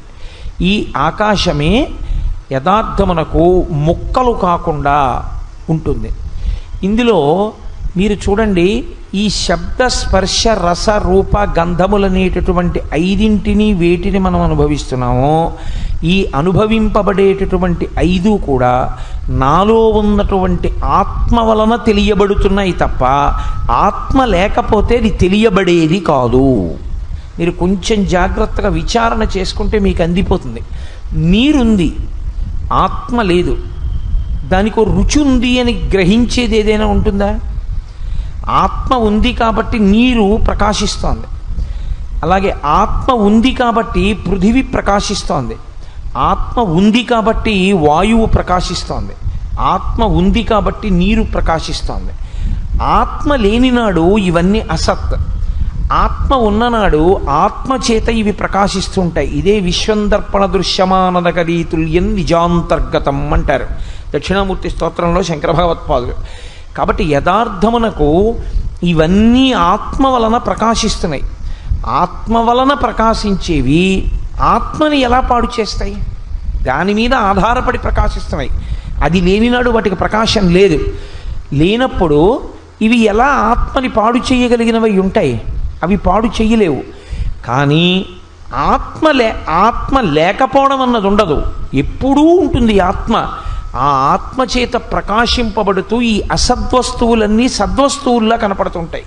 అందుకే నైనం చింతంతి శస్త్రాణి, ఈ పంచభూతములు కలిసినా కూడా అసలు ఆత్మని ఏమీ చెయ్యలేవు, అది ఎప్పుడూ ఉంటుంది. ఈ శ్లోకాన్ని చెప్పడంలో మీరు ఒక పెద్ద మర్మాన్ని గ్రహించవలసి ఉంటుంది. ఇప్పుడు ఆది ఉన్నది దేనికి, అనాది అయినది ఏది? ఆది అంటే మొదలు, అనాది మొదలు లేనిది. ఆత్మ ఎప్పుడు ఉన్నది అంటే దానికి మొదలు ఉందా? మొదలుంటే దానికి అనాది ఎందుకు అవుతుంది? ఎప్పుడూ ఉన్నది ఎందుకు అవుతుంది? దానికి కూడా ఎప్పుడూ ఆత్మ ఉండడం ప్రారంభమైతే ఈ శరీరంలాగే ప్రారంభం అవుతుంది. కాబట్టి ఆత్మకి ఆది లేదు, అనాది. అది ఎప్పటి నుంచో అలాగే ఉంది, ఉన్నది ఉన్నట్టు ఉన్నది, కానీ ఉన్నదన్నది మనకి ఎరుకలోకి రావట్లేదు. శరీరము ఆది, చేసుకున్న పాపపుణ్యముల వలన శరీరం వస్తోంది. ఇక్కడ నన్ను మీరు ప్రశ్న ఇయ్యచ్చు, ఏమండి చేసుకున్న పాపపుణ్యముల వలన శరీరం వస్తోందని మీరు అంటున్నారు కదా, చేసుకున్న పాపపుణ్యముల వలన శరీరం వస్తే అసలు మొట్టమొదట శరీరం వచ్చినప్పుడు ఏ పాపపుణ్యాల వల్ల వచ్చింది? అప్పుడు పాపపుణ్యాలు చేయడానికి మొదటి శరీరం ఎలా వచ్చింది? దానికి ముందు పాపపుణ్యాలు ఎవరు చేశారు అంటే నేనంటాను అది మాయ వలన వచ్చింది. ఇప్పుడు ఆ మాయ వలన ఎలా వచ్చిందని మీరు అడిగారు అనుకోండి, నేను ఓ మాట చెప్తాను. ఇవన్నీ మీరు తెలుసుకుంటే మీకు వచ్చే ప్రయోజనం ఏమిటని అడుగుతాను. మంచిదే, అంటే ఉన్న సమయాన్ని బట్టి ఏది పక్కన పెట్టాలి, ఏది తెలుసుకోవాలి అన్నది చెప్పేవాడికి తెలిసి ఉండాలి, వినేవాడికి తెలిసి ఉండాలి. ఇప్పుడు నేను వలలో పడ్డాను, ఇప్పుడు ఆ వలలోంచి నేను బయటపడాలి. నేను వలలో ఎన్ని గంటలకు పడ్డాను, ఎప్పుడు పడ్డాను, ఎలా పడ్డాను, ఇది ఆలోచించడం ప్రధానమా, వలలోంచి నేను ఎలా బయటపడతానని ఆలోచించడం ప్రధానమా? మీకు రెండో ఉదాహరణ చెప్తాను. నేను ఎన్నడూ చూడలేదు, మా పెద్దనాన్నగారు అమ్మాయి హైదరాబాదులో ఉంది. మా నాన్నగారు అన్నారు, రే పెద్దనాన్నగారు అమ్మాయి ఉంది, నువ్వు వెళుతున్నప్పుడు ఈ మామిడి పళ్ళు తీసుకెళ్ళి, ఈ తేనె పట్టుకెళ్ళి, మీ బావకో పంచ ఉత్తరీయం, మీ అక్కకో చీర జాకెట్టు బట్ట, పసుపు కుంకాలు, ఈ సంచి పట్టుకెళ్ళి హైదరాబాద్ వెళుతున్నావుగా అక్కకి ఇచ్చేసేయి, ఫలానా చోట ఉంటుంది అక్క, ఆ వీధిలోకి వెళ్ళి అడుగు అన్నారు. నేనేం చేశానంటే ఆ వీధిలోకి వెళ్ళి వెతుక్కుంటుంటే ఒక ఇంట్లో వాళ్ళు బయటకు వచ్చి, చాగంటి కోటేశ్వరరావు మీరే కదండి, టీవీలో కనపడుతూ ఉంటారు కదా అన్నారు. అవును నేనేనమ్మా. ఏమిటి ఇలా తిరుగుతున్నారు అన్నారు. ఏం లేదమ్మా, ఇక్కడ సుందరి అన్న పేరుతో మా అక్క ఒక ఆవిడ ఉండాలి, మా నాన్నగారు ఆవిడికి అందజేయమన్నారమ్మా, అందుకని వచ్చాను, ఆవిడ ఎక్కడ ఉంటారో అని వెతుకుతున్నాను, ఈ సందులోనే ఎక్కడో ఉంటారన్నారు. అయ్యయ్యో సుందరి కోసం, ఒరే కోటి మర్చిపోయావా, నేనేం రా సుందరిని అంది ఆవిడ. అక్క నువ్వా అన్నాను. వాళ్ళ ఇంట్లోకి వెళ్ళాను, మా అక్కకి ఇవన్నీ ఇచ్చేసి నమస్కారం పెట్టాను. మా అక్క అంది, ఇన్నాళ్ళకి వచ్చావు, అసలు నీకు బుద్ధి వచ్చిన తర్వాత నువ్వు వచ్చింది లేదు మా ఇంటికి, 2 రోజులు ఉండండి. 2 రోజులు ఉన్నాను. 2 రోజులు ఉన్న తర్వాత రోజు మా అక్కకి రాత్రి కాళ్ళు పడుతున్నాను, చక్కగా మా అక్క దగ్గర కూర్చోబెట్టుకుంటోంది, కబుర్లు చెప్తోంది, వింటున్నాను, అన్నీ చేశాను, చక్కటి భోజనం పెడుతోంది, తింటున్నాను, అన్నీ అయిపోయింది, అక్క వెళ్ళిపోతానన్నాను. సరే ఇంకొక రోజు ఉండి పెడదువు కానీ విరా అంది. ఎందుకో మా అక్కతో కలిసి రైతు బజారుకి వెళ్ళాను. వెళితే ఆ రైతు బజార్లో ఒక ఆవిడ కనపడి, నీ పేరు కోటేశ్వరరావు కదురా అంది. ఇదేమిటి కోటేశ్వరరావు గారు కదా అంటారు కానీ కోటేశ్వరరావు కదురా అని ఎవరు అనరుగా. నేను కోటేశ్వరరావు కదురా నీ పేరు అందేమిటని. అవునమ్మా మీరెవరన్నాను. ఊరిని అసాధ్యం కూలిపోను, నన్నే గుర్తుపట్టలేదురా, నేను రా సుందరక్కని, నేనేరా మీ సుందరక్కని. నేను అదేంటి కోటిగాడు వస్తున్నాడు మీ నాన్న ఉత్తరం రాశాడు, ఇంకా రాలేదేమిటని చూస్తున్నాను. నువ్వా ఎప్పుడొచ్చావురా, అసలు ఇంటికి రాకుండా ఎక్కడ తిరుగుతున్నావు ఇక్కడ అంది. నేను ఇలా తిరిగి, ఈవిడ కదా సుందరక్క అన్నాను.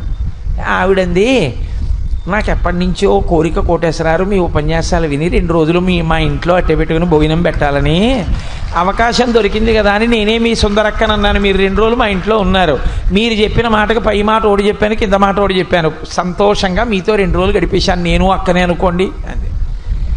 ఇప్పుడు మీరు నాతో ఒకటి చెప్పండి, నేను మా అక్కే అనుకుని గడిపినటువంటి మధుర క్షణాలన్నీ నిజాలా అబద్ధాలా?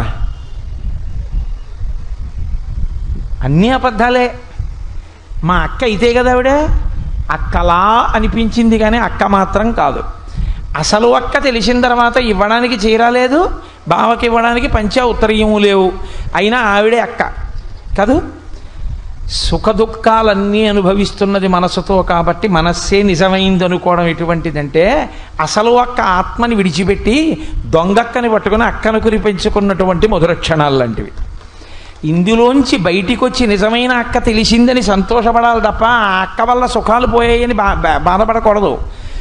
అందుకని వలలోంచి ఎంత తొందరగా బయటపడదామని ఆలోచించేవాడిలా ఆత్మవస్తువు సత్యవస్తువు కాబట్టి దాన్ని ఎరుకలోకి ఎలా తెచ్చుకోవాలని మాత్రమే మనం ఆలోచించవలసి ఉంటుంది.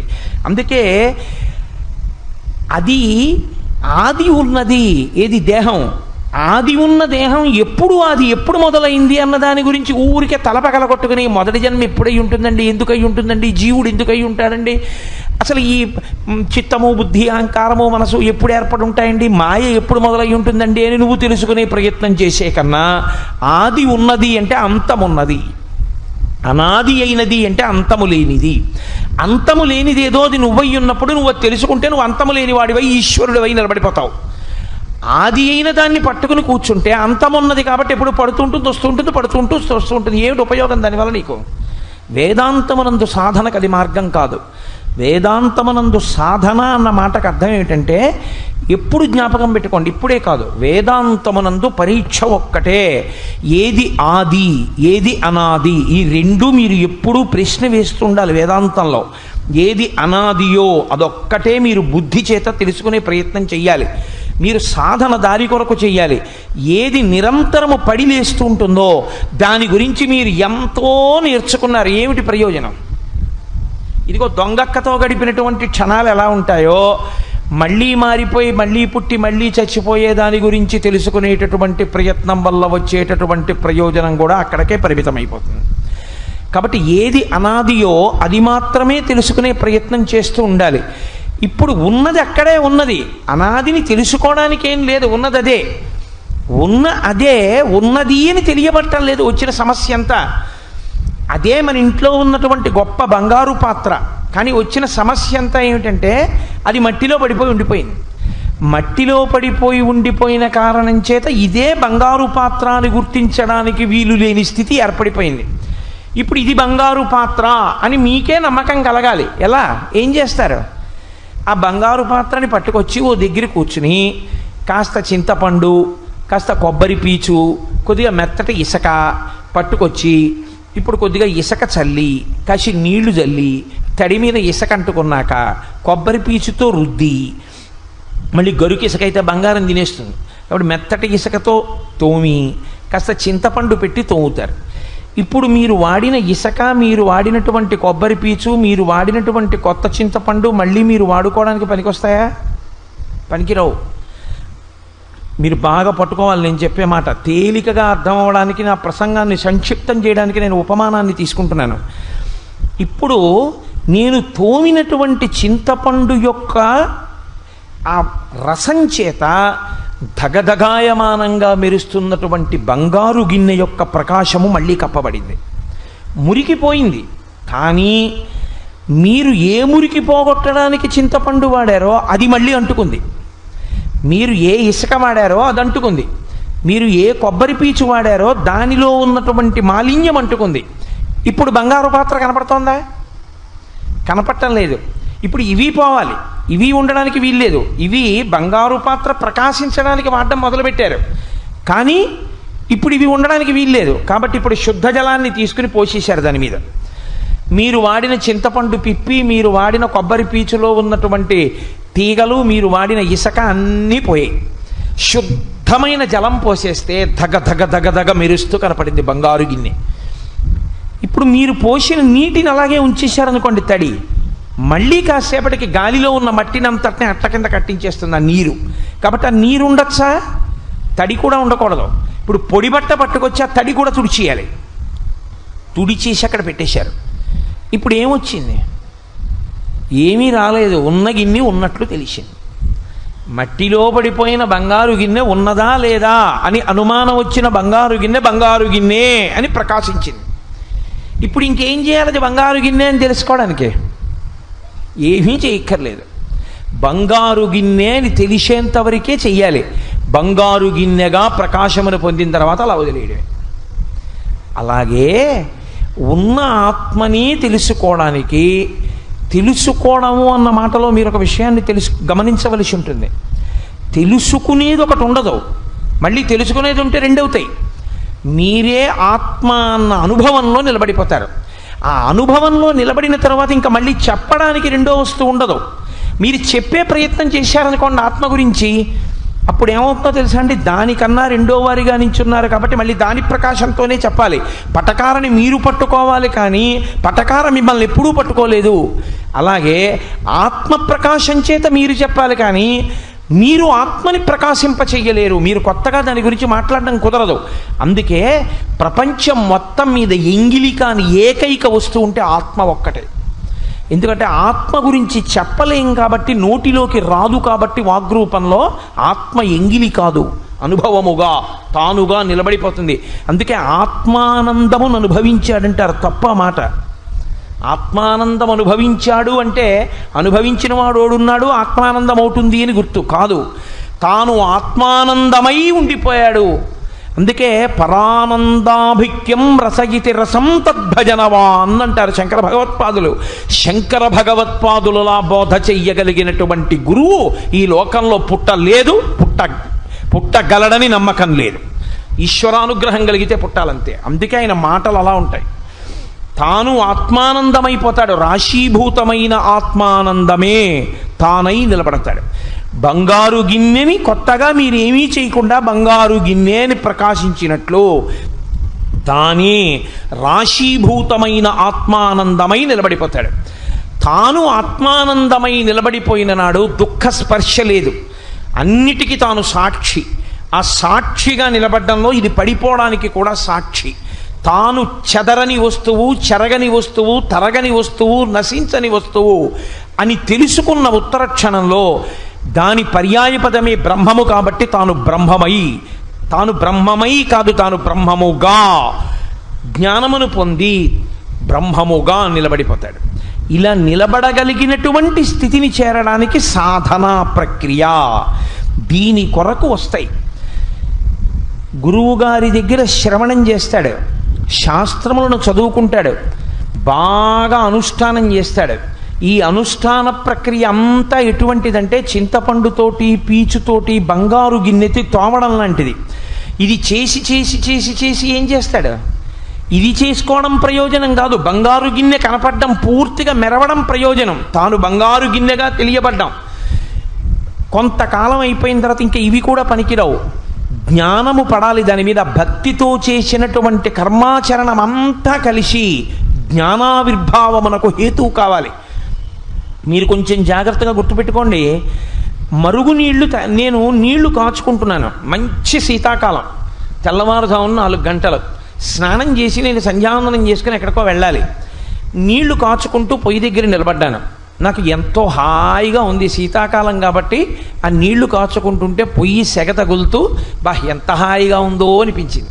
నేను ఇప్పుడు ఆ పొయ్యి దగ్గర నీళ్లు కాచుకుంటూ నించున్నాను. ఇది కూడా నా సొంతం కాదు, సురేశ్వరాచార్యులు వారు శంకర భాష్యానికి చేసిన వార్తికంలో ఉపమానాన్ని చెప్తున్నాను. ఆయన రొట్టెలు అన్నారు, నేను వేడి నీళ్లు అన్నాను.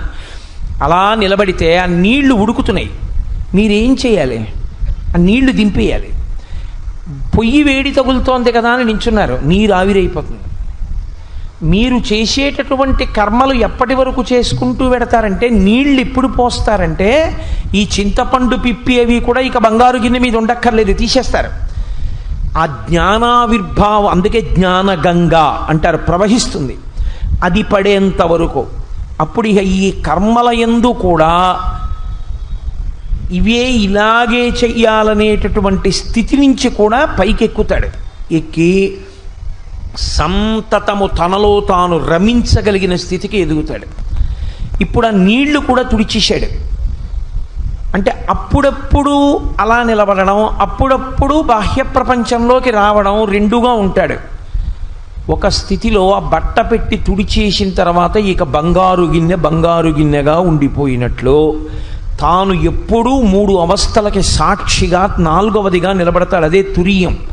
లలితా సహస్రంలో సర్వావస్థ వివర్జిత అంటారు వ్యాసుల వారు. అప్పుడు 3 అవస్థలకు తాను సాక్షి. మనస్సు ఇంద్రియములు పైకి లేచాయి, జాగ్రత్త, దానికి సాక్షిగా ఉంటాడు. ఓహో మనసు లేచింది, కోరికలు కోరుతోంది, తిప్పుతోంది, ఇంద్రియములు సుఖాలు అంటున్నాయి, ఇంద్రియములు దుఃఖములు అంటున్నాయి, చూస్తూ ఉంటాడు తమాషా. స్వప్నము, ఓహో ఇది పడుకుంది, ఇంకా మనసు లేచి ఉంది, మనసు తమాషా కళని సృష్టిస్తోంది అని మనసుకి సాక్షిగా ఉంటాడు. సుషుప్తి, ఈ మనస్సు ఇంద్రియాలు ఆత్మలోకి వెళ్ళిపోయి ఏ అలజడి లేకుండా ఆత్మ ఒక్కటే ఉంటుంది. ఆ సుషుప్తి యందు ఓ మనసు ఇంద్రియములు కూడా లయమైపోయి ఇప్పుడు ఆత్మ ఒక్కటిగా నేనున్నాను, దానికి కూడా సాక్షిగా ఉంటాడు. అందుకే రమణ మహర్షి దగ్గరికి వెళ్ళి రాత్రి బాగా నిద్ర పట్టిందా అంటే రాత్రి ఇది బాగా నిద్రపోయింది అనేవారు. అంటే ఎప్పుడూ ఆయన సాక్షియే. ఇది అద్వైత సిద్ధాంతమునందు భగవద్గీత యొక్క చరమ ప్రయోజనము. ఆ స్థితికి ఎదిగిపోయినప్పుడు సాక్షిగా తాను నిలబడతాడు. ఈ సాక్షిత్వమును ఎవడు పొందాడో వాడు ఆత్మ అయ్యాడు తప్ప నాలా శ్లోకం చెప్పి నాలా ఉపన్యాసం చెప్పినటువంటి వాడు ఆత్మ అయిపోయిన వాడు కాడు. ఎవడు ఆత్మగా నిలబడగలిగినటువంటి ప్రజ్ఞ సంపాదించాడు అంటే తాను అలా వెనక్కి అడుగులు వేయడం రావాలి. అందుకే ఈ సాధన యందు ఏమవుతుందంటే నిశ్శబ్దం. ఈ సాధన యందు తన నడక ఎవ్వరికి వినపడదు, తన నడక ఎవ్వరికి తెలియదు. నేను ఇలా నడిచొస్తున్నాను అనుకోండి అందరికీ తెలుస్తుంది, నేను నడుస్తున్నాను అనుకోండి శబ్దం అవుతుంది, కోటేశ్వరారు నడుస్తున్నారని తెలుస్తుంది. నేను వెనక్కి వెడుతున్నాను అనుకోండి, వెనక్కి వెళ్ళడం అంటే నేను ఆత్మసాక్షిగా నిలబడి నేను ఆత్మగా నిలబడి నా ఇంద్రియాలని మనసులోకి తీస్తున్నాను అనుకోండి, మీకు ఎవ్వరికీ తెలియదు. నేను మనసుని ఆత్మలో పెడుతున్నాను అనుకోండి, ఎవ్వరికీ తెలియదు. నేను సాక్షిగా ఉండి నా ఇంద్రియాలని నా మనసుని లోకాన్ని చూస్తున్నాను అనుకోండి, అప్పుడు నేను సాక్షిత్వమును పొంది ఆత్మగా నిలబడ్డానన్న విషయం మీకు ఎవ్వరికీ తెలియదు. లోకంలో ఏమనిపిస్తుందంటే మనం ఎలా కనపడుతున్నామో ఆయన కూడా అలా కనబడతాడు, అదిగో ఆయన అలాగే నిలబడ్డాడు అనుకుంటాం. కానీ కాదు, ఆయన ఆత్మగా నిలబడినవాడు. ఆయనే రాళ్ల మధ్యలో ఉన్న సాలగ్రామం. అది ఆ స్థాయిని ఎవడు పొందాడో వాడు కొన్ని కోట్ల కోట్ల కోట్ల మందిలో ఏ ఒక్కడో పొందుతాడు. అసలు ఇలాంటిదొకటి ఉంది అని తెలుసుకోవడానికి పూర్తిగా మనసు దాంట్లో అయోమయం పొందకుండా కుదురుకుని నిలబడడానికి కొన్ని కోట్ల జన్మల సాధన చేసి పరమేశ్వరుని యొక్క అనుగ్రహం ఎవరి మీద ప్రసరిస్తుందో అటువంటి వారికి మాత్రమే తత్సంబంధమైనటువంటి అంతర్ముఖత్వము అలవాటు పడుతుంది, ఆ పరిశీలనము అలవాటు అవుతుంది. ఆత్మవస్తువు ఒకటి ఉంది, అది తెలుసుకుంటోంది అని చూడగలిగినటువంటి ప్రజ్ఞ ఏర్పడుతుంది. నిజానికి ఈ శ్లోకాన్ని శంకర భగవత్పాదులు విశ్వం దర్పణ దృశ్యమాన నగరీ తుల్యం నిజాంతర్గతం, ఇది పరమసాహసం. అసలు ఈ మాట అనడానికి ఎవడు సాహసించడు, ధైర్యం సరిపోదు. ఒక్క శంకరాచార్యులు వారు కాబట్టి అన్నారు. ఆయన అన్నారు, చీ అవతల బో ప్రపంచం బయట ఎక్కడుంది, నీలో ఉంది, బయట లేదు ప్రపంచం. అసలు ఈ మాట చెప్పగానే ఎవడైనా ఏమైనా అంటాడంటే ఏమీ అర్థం కాలేదండి మాకు. బయట లేకపోవడం ఏంటండి, సీసా బయట లేదు, ఈ మీజా బయట లేదు, మీ అందరు లేరు, మీ అందరూ నాలో ఉండడం ఏంటి, బయట ఉండకపోవడం ఏంటంటారు. ఆత్మయందివన్నీ ఉన్నాయి. నేను ఒక్క ఉదాహరణ చెప్పి నేను పూర్తి చేసేస్తాను. ఆత్మ యొక్క ప్రకాశం చేత మనసు ప్రకాశిస్తుంది. మనసు స్వతంత్రముగా ప్రకాశించలేదు. బ్యాటరీ లైట్లో ఉండే బల్బు తనంత తాను వెలగదు. మనం ఏమంటామంటే ఆ బల్బుని చూసి ఇదిగో బల్బు వెలుగుతోందంటాం, బ్యాటరీ లైట్ వెలుగుతోందంటాం. కాదు, బ్యాటరీ లైట్ కాదు వెలిగేది, లోపల ఉన్నటువంటి బ్యాటరీలోంచి ప్రవహిస్తున్నటువంటి శక్తి ఆ బల్బులోకి ప్రవేశిస్తే అది కొంత కాంతిని వెదజల్లుతుంది. అలాగే ఆత్మ యొక్క కాంతి కన్నుల మీద పడితే కన్నులు చూస్తాయి, ఆత్మ యొక్క కాంతి చెవుల మీద పడితే చెవులు వింటాయి, ఆత్మ యొక్క కాంతి మనసు మీద పడితే అది సంకల్ప వికల్పములు చేస్తుంది. ఇప్పుడు మీరు ఒకటి బాగా జ్ఞాపకం పెట్టుకోండి, మనసుకి స్వతంత్రత లేదు, మనసు స్వయం ప్రకాశకము కాదు. మీరు గమనించారు కదా అక్కడ వరకు. ఇప్పుడు ఈ మనసు ప్రతి విషయాన్ని దానికి మాత్రమే తెలుసు. నాకు ఏది తెలుసో అది మీకు తెలిసి ఉంటే మీరు నా ఎదురుగుండా ఇలా కింద కూర్చుని వినక్కర్లేదు, నేను ఇలా ఎత్తు మీద కూర్చుని చెప్పక్కర్లేదు. భగవద్గీత పుస్తకంలో ఉందా, భగవద్గీత నాలో ఉందా? ఇప్పుడు మీరు కొంచెం జాగ్రత్తగా ఆలోచించండి. భగవద్గీత పుస్తకంలోనే ఉంటే నేను ఆ పుస్తకం లేకపోతే చెప్పలేకపోవాలి. భగవద్గీత నేనయ్యాను ఆ శ్లోకం వరకు అని గుర్తు ఏమిటంటే, నాలోకి ప్రవేశించేసింది భగవద్గీతలోంచి. ఇది మనసు పట్టుకుంది. ఇప్పుడు ఈ పట్టుకోగలిగిన శక్తి ఆత్మ యొక్క చైతన్యం చేత వచ్చింది.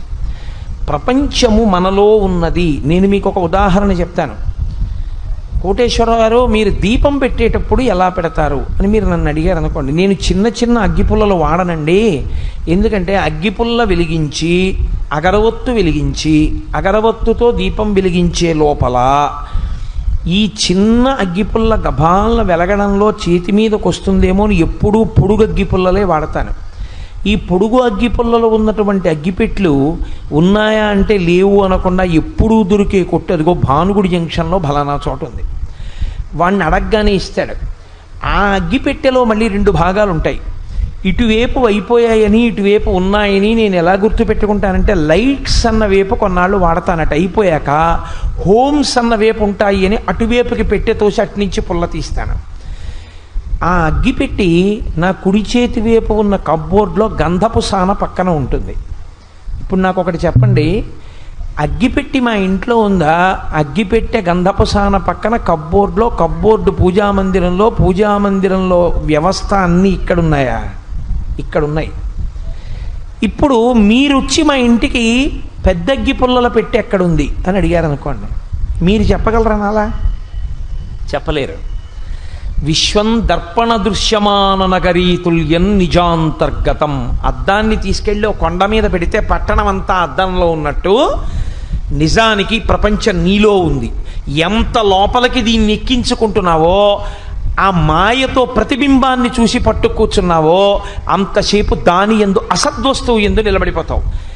అసలు దేని యందు నిలబడుతోందో దాని గురించి విచారణ నువ్వు మొదలు పెడితే ఇది నిలబడుతున్నది మనసు యందు, ఈ మనసు నిలబడింది ఆత్మ యందు. కాబట్టి ఆత్మ ఒక్కటే సత్య వస్తువు, అది సాక్షి, అది తెలుసుకుంటోంది, అది ఎప్పుడూ ఉంది. ఎప్పుడూ ఉన్న దాన్ని వదిలిపెట్టి ఎప్పుడూ ఎప్పుడూ ఉండని దాన్ని సత్యం అనుకుని నువ్వు పొరపాటు పడిపోతున్నావు. ఈ పొరపాటు మారాలంటే అభ్యాసం చెయ్యాలి, సాధన చెయ్యాలి. ఈ సాధనయే గురుముఖతః శ్రవణం. అందుకే ఇది భగవద్గీతాసు ఉపనిషత్సు. ఉపనిషత్ అంటే గురువుగారికి దగ్గరగా కూర్చోవడం. గురువుగారికి దగ్గరగా కూర్చోవడం అన్న మాటకు అర్థం ఏమిటో తెలుసా అండి? ఈ సభలో ఇన్ని వేల మంది జనం ఉండగా నేను చెప్పి ఉండొచ్చు, కానీ నిజంగా దీన్ని సాధన చేసే ప్రయత్నం ప్రారంభించేవాడు ఇందులో ఏ ఒక్కడో ఉంటాడు. ఆ ఒక్కడే ప్రయత్నం ప్రారంభం చేస్తాడు.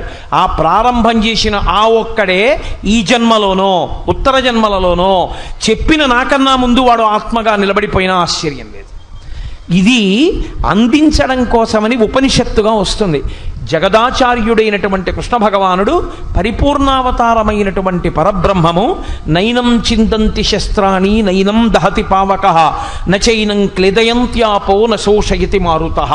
అది నీవే అయ్యున్నావు, తత్వమసి తత్వమసి తత్వమసి మహావాక్యం. అసలు నిజంగా అయ్యప్ప స్వామి దీక్షలు తీసుకుంటుంటారు 42 రోజులు. వాళ్ళు వినవలసింది దక్షిణామూర్తి స్తోత్రం, ఈ భగవద్గీత. ఎందుకంటే ఆయన చిన్ముద్ర పడతాడు. 42 రోజులు కూర్చుని సాయంకాలాలు గురువుగారితో చెప్పించుకోవాలి.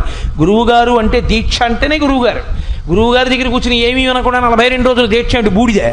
అందులో తెలిసి వచ్చేది ఏమీ ఉండదు. తెలిసిన కర్మానుష్ఠానం 2 పూట్ల స్నానం చేయడం ఒకటే మిగులుతుంది. ఏదో మంచిదే కొంతవరకు, కానీ ఏమి ఎక్కుతావు మెట్టు? నిత్యనెక్కాలంటే గురుముఖతః వింటేనే, శాస్త్రాన్ని పరిశీలనం చేస్తేనే, లేకపోతే చేసేదేమీ ఉండదు. కాబట్టి చిత్తశుద్ధి కలగడానికి కర్మానుష్ఠానం చేస్తారు. ఒక స్థితిలో ఇక ఆ కర్మానుష్ఠానం కూడా చెయ్యకుండా నిలబడతారు. కానీ ఇందులో వచ్చే పెద్ద ప్రమాదం ఏమిటంటే, ఆ స్థాయిని పొందేసిన వాడిని చూసి పులిని చూసి నక్క వాత పెట్టుకున్నట్టు నువ్వు మానకూడదు కర్మానుష్ఠానం. నువ్వు ఆ స్థాయికి దిగిపోయిన తర్వాత తనంత తాను నీకే ఊడిపోతుంది. పండైపోయిన తర్వాత కొమ్మ నుంచి తాను ఊడిపోయినట్టు, కాయగా ఉండగా రాయి పెట్టి కొట్టినా రాలనట్టు, నువ్వు పండిపోయేంత వరకు నువ్వు ఊడకూడదు. అలా నీకు ఆ జ్ఞానావిర్భావము జరిగేంత వరకు కర్మానుష్ఠానము చేస్తూనే ఉండాలని, తత్కారణము చేత తాను ఆత్మగా నిలబడగలిగినటువంటి స్థితిని పొందుతాడని మనకి గీతాచార్యుడు మహానుభావుడై సాంఖ్యయోగంలో ఈ ఆత్మతత్వాన్ని గురించి వివరణ చేశాడు. ఇందులో నేను రేపటి రోజున కూడా చాలా సంక్షిప్త ప్రసంగమే చేస్తాను, వెనక తల్లి శోభానాయుడు గారి యొక్క నృత్య కార్యక్రమం ఉన్న కారణం చేత. కానీ వీలైతే నేను మిగిలినటువంటి 2 రోజులు 3 రోజులు ఉంటుంది కాబట్టి అందులో అసలు భక్తి అన్న మాటకు అర్థం ఏమిటి, కర్మ అన్న మాటకు అర్థం ఏమిటి, కూర్చునేటట్టు యోగిగా నిలబడడం అన్న మాటకు అర్థం ఏమిటి? అసలు నిజంగా సాధన అన్నది అటువైపుకి ఎలా అడుగులు పడాలి నిరంతర సాధనలో అన్నదాని గురించి ఇప్పుడు సత్యం గురించి కొన్ని మాటలు చెప్పుకున్నాం. జిజ్ఞాసులైన వారికి తదభ్యాసము కొరకు కొంత నేను అందించవలసిన ప్రయత్నం చేయవలసి ఉంటుంది. కాబట్టి రాబోయేటటువంటి రోజుల్లో దాని మీద నేను దృష్టి కేంద్రీకరించే ప్రయత్నం చేస్తాను. ఇప్పుడు పద్మశ్రీ శోభానాయుడు గారి యొక్క నృత్య కార్యక్రమం కొద్ది క్షణాలలో కొద్ది నిమిషాల్లోనో ప్రారంభం అవుతుంది. కాబట్టి అటువంటి మహాతల్లి నాకు ఆవిడ గురించి చెప్పమని నన్ను కార్యకర్తలు ఆదేశించకపోయినా నాకు వారి ఎందున్న గౌరవం చేత ఒక్క రెండు మాటలు చెప్పి పూర్తి చేస్తాను. ఆవిడ భారత ప్రభుత్వం చేత అత్యున్నత పురస్కారమైన పద్మశ్రీ గ్రహించడం నా మటుకు నా వరకు మాత్రం అది పెద్ద విశేషమేం కాదు. అది ఆవిడికి అనుషంగిక ప్రయోజనం. నా వరకు నాకు చాలా గొప్ప విషయం ఏమిటంటే ఆవిడ పరిపూర్ణమైనటువంటి నటరాజానుగ్రహమును పొందినటువంటి తల్లి. అసుర సంధ్య వేళలో మీ అందరూ ఇంతకాలంగా ఇక్కడ కూర్చుని చేసినటువంటి సాధనకి మెచ్చి పరమశివుడే వచ్చి కైలాస పర్వతం మీద తాండవం చేస్తుండగా చూసేటటువంటి అదృష్టాన్ని మీకు కృప చేస్తే అటువంటి శివతాండవం చూస్తున్నటువంటి వాడు మధ్యలో మాట్లాడినవాడు ఎంత మూర్ఖుడు. మధ్యలో మాట్లాడితే తత్ఫలితాన్ని ధారబోసేసినట్టు. పూజలు అందుకే మాట్లాడకూడదు, మౌనం. అంతటి తల్లి, అంతటి విదుషీమణి ఇవాళ ఆవిడ కార్యక్రమం ఇస్తాను అంటే నిజంగా ఎదురు చూసే పట్టణాలు ఎన్నో ఉన్నాయి. ఆచార్య స్థానాన్ని పొందింది మహాతల్లి ఆవిడ. ఆవిడ కూర్చుని ఇవాళ నేర్పుతాను అంటే పెద్ద పెద్ద వాళ్ళు ఆవిడ దగ్గర శిష్యులుగా ఉండడానికి ఇష్టపడతారు. అటువంటి తల్లి వచ్చారు అంటే అది ఆవిడ సంస్కారం. అంటే కేవలం ఇక్కడ జరుగుతున్నటువంటి భక్తుల పూజలు కార్యక్రమాలు ఇది చూసి ఆవిడ ఆనందం పొంది సుబ్బారావు గారి మీద ఉన్నటువంటి ప్రేమయే కారణంగా ఆవిడ ఇక్కడికి వచ్చారు. అటువంటి తల్లి నర్తన చేస్తున్నప్పుడు మధ్యలో లేస్తూ ఉండడం, కూర్చుంటూ ఉండడం, అల్లరి చేస్తూ ఉండడం, మాట్లాడుతూ ఉండడం, నిద్రపోతూ ఉండడం అసహ్యకరమైన విషయాలు. పరమ గౌరవంతో ఏమి కాకినాడరా, ఏమి కోవాడరా, ఎంత నిశ్శబ్దం అని ఆవిడ పొంగిపోయేటట్టుగా, అసలు నిజంగా మాట్లాడడానికి అవకాశం ఉండదు. అసలు ఆ నటువాంగం ప్రారంభం చేశారు, అంబా పరాకు దేవీ పరాకు అని వాళ్ళు ఆ పరాకు చెప్తూ ప్రారంభం చేయగానే మన మనసులు లయమైపోతాయి. అంత గొప్ప కార్యక్రమం కొద్దిసేపట్లో ప్రారంభం అవుతుంది. కాబట్టి పరమేశ్వరుని యొక్క తాండవాన్ని మీరు చూస్తున్నంత ఆనందంగా, పార్వతీదేవి యొక్క లాస్యాన్ని చూస్తున్నంత ఆనందంగా సభామర్యాదని పాటిస్తూ మీ అందరూ ఈ కార్యక్రమాన్ని అనుభవించవలసిందిగా, అవధరించవలసినదిగా మిమ్మల్ని నేను అభ్యర్థిస్తూ ఇవాల్టి నా ప్రసంగాన్ని ఇక్కడతో పూర్తి చేస్తున్నాను. స్వస్తి. హరి ఓం. పరమేశ్వర స్వరూపమైన సభకి నమస్కారం. వసంత నవరాత్రులు నడుస్తున్నాయి. ఇప్పుడు శారదా నవరాత్రుల తర్వాత అంత ప్రాముఖ్యత కలిగినటువంటి నవరాత్రులు వసంత నవరాత్రులు. దక్షిణాయనంలో సాధనకి శారదా నవరాత్రులు ఎంత గొప్పవో, ఉత్తరాయణ పుణ్యకాలంలో తరించడం విషయంలో, సిద్ధి పొందడం విషయంలో వసంత నవరాత్రులు అంత ప్రఖ్యాతిగా చెప్పబడతాయి. అటువంటి వసంత నవరాత్రుల్లో నిన్నను మనం ఒక అత్యద్భుతమైనటువంటి నృత్య రూపకాన్ని చూశాం. నవరస నటభామిని అన్న పేరుతో. ఇవాళ నేను భగవద్గీత ప్రసంగానికి ఇప్పుడు నేను చేసే ప్రసంగానికి భేదం ఉందని మీరు అనుకోక్కర్లేదు, రెండు ఒకటే. ఎందుచేత అంటే వసంత నవరాత్రుల యందు అమ్మవారి వైభవాన్ని ఒకసారి మనం స్తుతి చేయవలసి ఉంటుంది. నిన్నను మనం చూసినటువంటి నాట్య కార్యక్రమం, నృత్య కార్యక్రమం ఏదైతే ఉందో అది సామాన్యమైనటువంటి విశేషమేం కాదు. అది చాలా చాలా గొప్ప సిద్ధాంతం. ఎందుచేత అంటే అది అమ్మవారికి సంబంధించినటువంటి నాట్యంలా, నవరసాలు అమ్మవారు ఆవిష్కరించినట్లు, అమ్మవారి జీవితంలో అనేక ఘట్టాలని సమన్వయం చేస్తూ ఆవిడ చరిత్రలోవి నవరసాలకి వాటిని ప్రాతిపదికగా తీసుకుని 9 రసములను అమ్మవారు ఎలా ఆవిష్కరించిందో చూపించడానికి చేసినటువంటి ప్రయత్నం. కానీ మీరు ఒకసారి కొంచెం దాని వెనక ఉండేటటువంటి రహస్యాన్ని ఒకదాన్ని గమనిస్తే, ఈ లోకంలో ఎవ్వరు అనాథ అన్న పదాన్ని పొందకుండా ఉండాలి అన్నది జగత పితరౌ వందే పార్వతీ పరమేశ్వరౌ అయినటువంటి తల్లిదండ్రుల యొక్క లక్షణం. అసలు ఒక గడుసు కవి అన్నాడు, లోకంలో అనాథ అంటూ ఉంటే పరమేశ్వరుడు ఒక్కడే.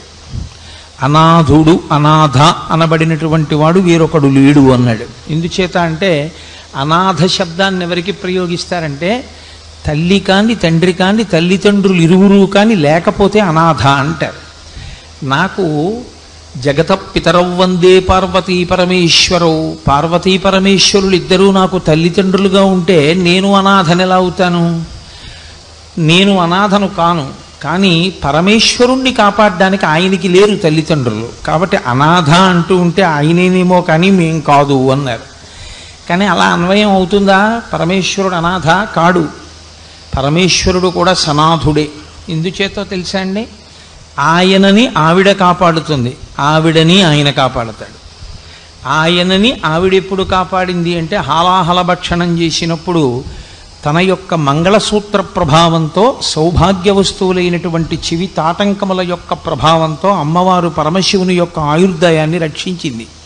శంకర భగవత్పాదులు సౌందర్యలహరిలో అంటారు అదే మాట. పోతన గారు భాగవతంలో అంటారు, మంగళసూత్రమునెంత మదినమ్మినదో అంటారు. సుధామప్యాస్వాద్య ప్రతిభయజరా మృత్యుహరిణీం విపద్యంతే విశ్వే విదిశతమఖముఖాద్యాది విషదః కరాళం యక్షేళం కబళతవత కాలకలనాన శంభోస్తన్మూలం తవ జనని తాటంక మహిమ అంటారు సౌందర్యలహరిలో. అమ్మవారి యొక్క తాటంకముల చెవిపోగులున్నాయే అవి ఐదోతనానికి గుర్తు. అమ్మవారి యొక్క ఐదోతనానికి గుర్తైనటువంటి చెవి తాటంకముల ప్రభావం చేత హాలాహల భక్షణం చేసిన పరమశివుణ్ణి రక్షించుకుంది ఆ తల్లి. దక్షయజ్ఞంలో శరీరం విడిచిపెట్టేసినటువంటి పార్వతీదేవి యొక్క మర్యాదను నిలబెట్టి దక్షయజ్ఞ ధ్వంసం చేసి మళ్ళీ హిమవంతుని కుమార్తెగా పుట్టినటువంటి హైమవతిని వివాహం ఆడాడు తప్ప ఆయన వేరొక కాంతను స్వీకరించినటువంటి వాడు పరమేశ్వరుడు. కాబట్టి ఎప్పుడూ వారు ఒకరినొకరు రక్షించుకుంటుంటారు. కాబట్టి తల్లిదండ్రులు లేనంత మాత్రం చేత వాళ్ళు అనాథలు కారు. వాళ్ళిద్దరూ తల్లిదండ్రులుగా ఉండగా మనం అనాథలం కాదు. ఈ తల్లిదండ్రులు ఇద్దరూ ఏ రూపంలో ఉంటారు అని అడిగారు శాస్త్రంలో. దీన్ని మీరు కొంచెం జాగ్రత్తగా పట్టుకోవాల్సి ఉంటుంది. ఈ లోకమంతా తల్లిదండ్రుల యొక్క స్వరూపంగానే ఉంటుంది అన్నారు. ఎలా అంటే తాండవము అన్న మాట కేవలము పురుషుడికి మాత్రమే అన్వయం అవుతుంది. తాండవం స్త్రీ చేస్తే తాండవం చేస్తోందని చెప్పకూడదు. అందుకే లలితా సహస్రనామ స్తోత్రంలో మహేశ్వర మహాకల్ప మహాప్రళయ సాక్షిణి, ప్రళయకాల తాండవం పరమశివుడు చేస్తుంటే ఆవిడ సాక్షిగా నిలబడుతుందంతే. తాండవము అమ్మవారు చెయ్యదు. అమ్మవారు ఎప్పుడు చేసినా లాస్యమే చేస్తుంది. పరమశివుడు ఎప్పుడు చేసినా తాండవమే చేస్తాడు. తాండవం చెయ్యడము అంటే నృత్యశాస్త్రాన్ని అనుసరించి తాళ విన్యాస ప్రక్రియ యందు జితిభేదము గతిభేదము రెండిటిని అవయవముల యొక్క ఒక పుందికతో కూడినటువంటి కదలికల చేత ఆవిష్కరిస్తే దాన్ని తాండవము అంటారు. అభినయము భావము రెండిటిని ఆవిష్కరిస్తే లాస్యము అంటారు. అమ్మవారు ఎప్పుడు చేసినా అభినయము భావము ఈ రెండిటిని ప్రకటనం చేస్తుంది. అయ్యవారు ఎప్పుడు చేసినా తాండవం చేస్తారు. అయ్యవారు విడిగా తాండవం చేయడం ఉండదు, అమ్మవారు విడిగా లాస్యం చెయ్యడం ఉండదు. లోకమంతా అయ్యవారి తాండవం అమ్మవారి లాస్య రూపంలో కలిసిపోయి ఉంటుంది. ఎందుచేత అంటే మీరు కొంచెం జాగ్రత్తగా గమనించండి. నేనిప్పుడు మాట్లాడుతున్నప్పుడు నా చేతులు కదులుతూ ఉంటాయి, నాలో ఉన్నటువంటి వాయువు కదులుతూ ఉంటుంది, నా నాలుక కదులుతూ ఉంటుంది, నా గుండె కొట్టుకుంటూ ఉంటుంది, నా ఊపిరితిత్తులు సంకోచించి వ్యాకోచిస్తూ ఉంటాయి, నా జీర్ణావయవం సంకోచించి వ్యాకోచిస్తూ ఉంటుంది, నా రక్తం ఒక నియమితమైనటువంటి వేగంతో ప్రవహిస్తుంది. ఇవన్నీ తాండవం. ఇవన్నీ తాండవం అయితే నేను మాట్లాడేటప్పుడు ఏ విషయం గురించి మాట్లాడుతున్నానో ఆ విషయ సంబంధమైనటువంటి భావ ప్రకటనము నా ముఖమునందు ఆవిష్కృతమవుతుంది. ప్రధానంగా రసావిష్కరణము ఒక్క కన్నుల వలన మాత్రమే జరుగుతుంది. ఎందుకో తెలుసా అండి? భయానకం ఉందనుకోండి, మీ భయం ముఖంలో తెలుస్తుంది.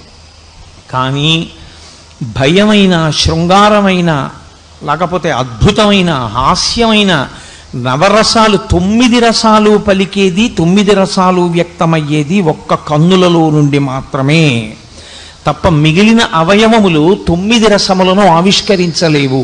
కాబట్టి 9 రసములను ఆవిష్కరించాలి అనుకుంటే ఖచ్చితంగా అటువంటి వాళ్ళు ఆ భావ ప్రకటన కన్నుల వలన చెయ్యగలిగినటువంటి సమర్థతను పొందినవారై ఉండాలి.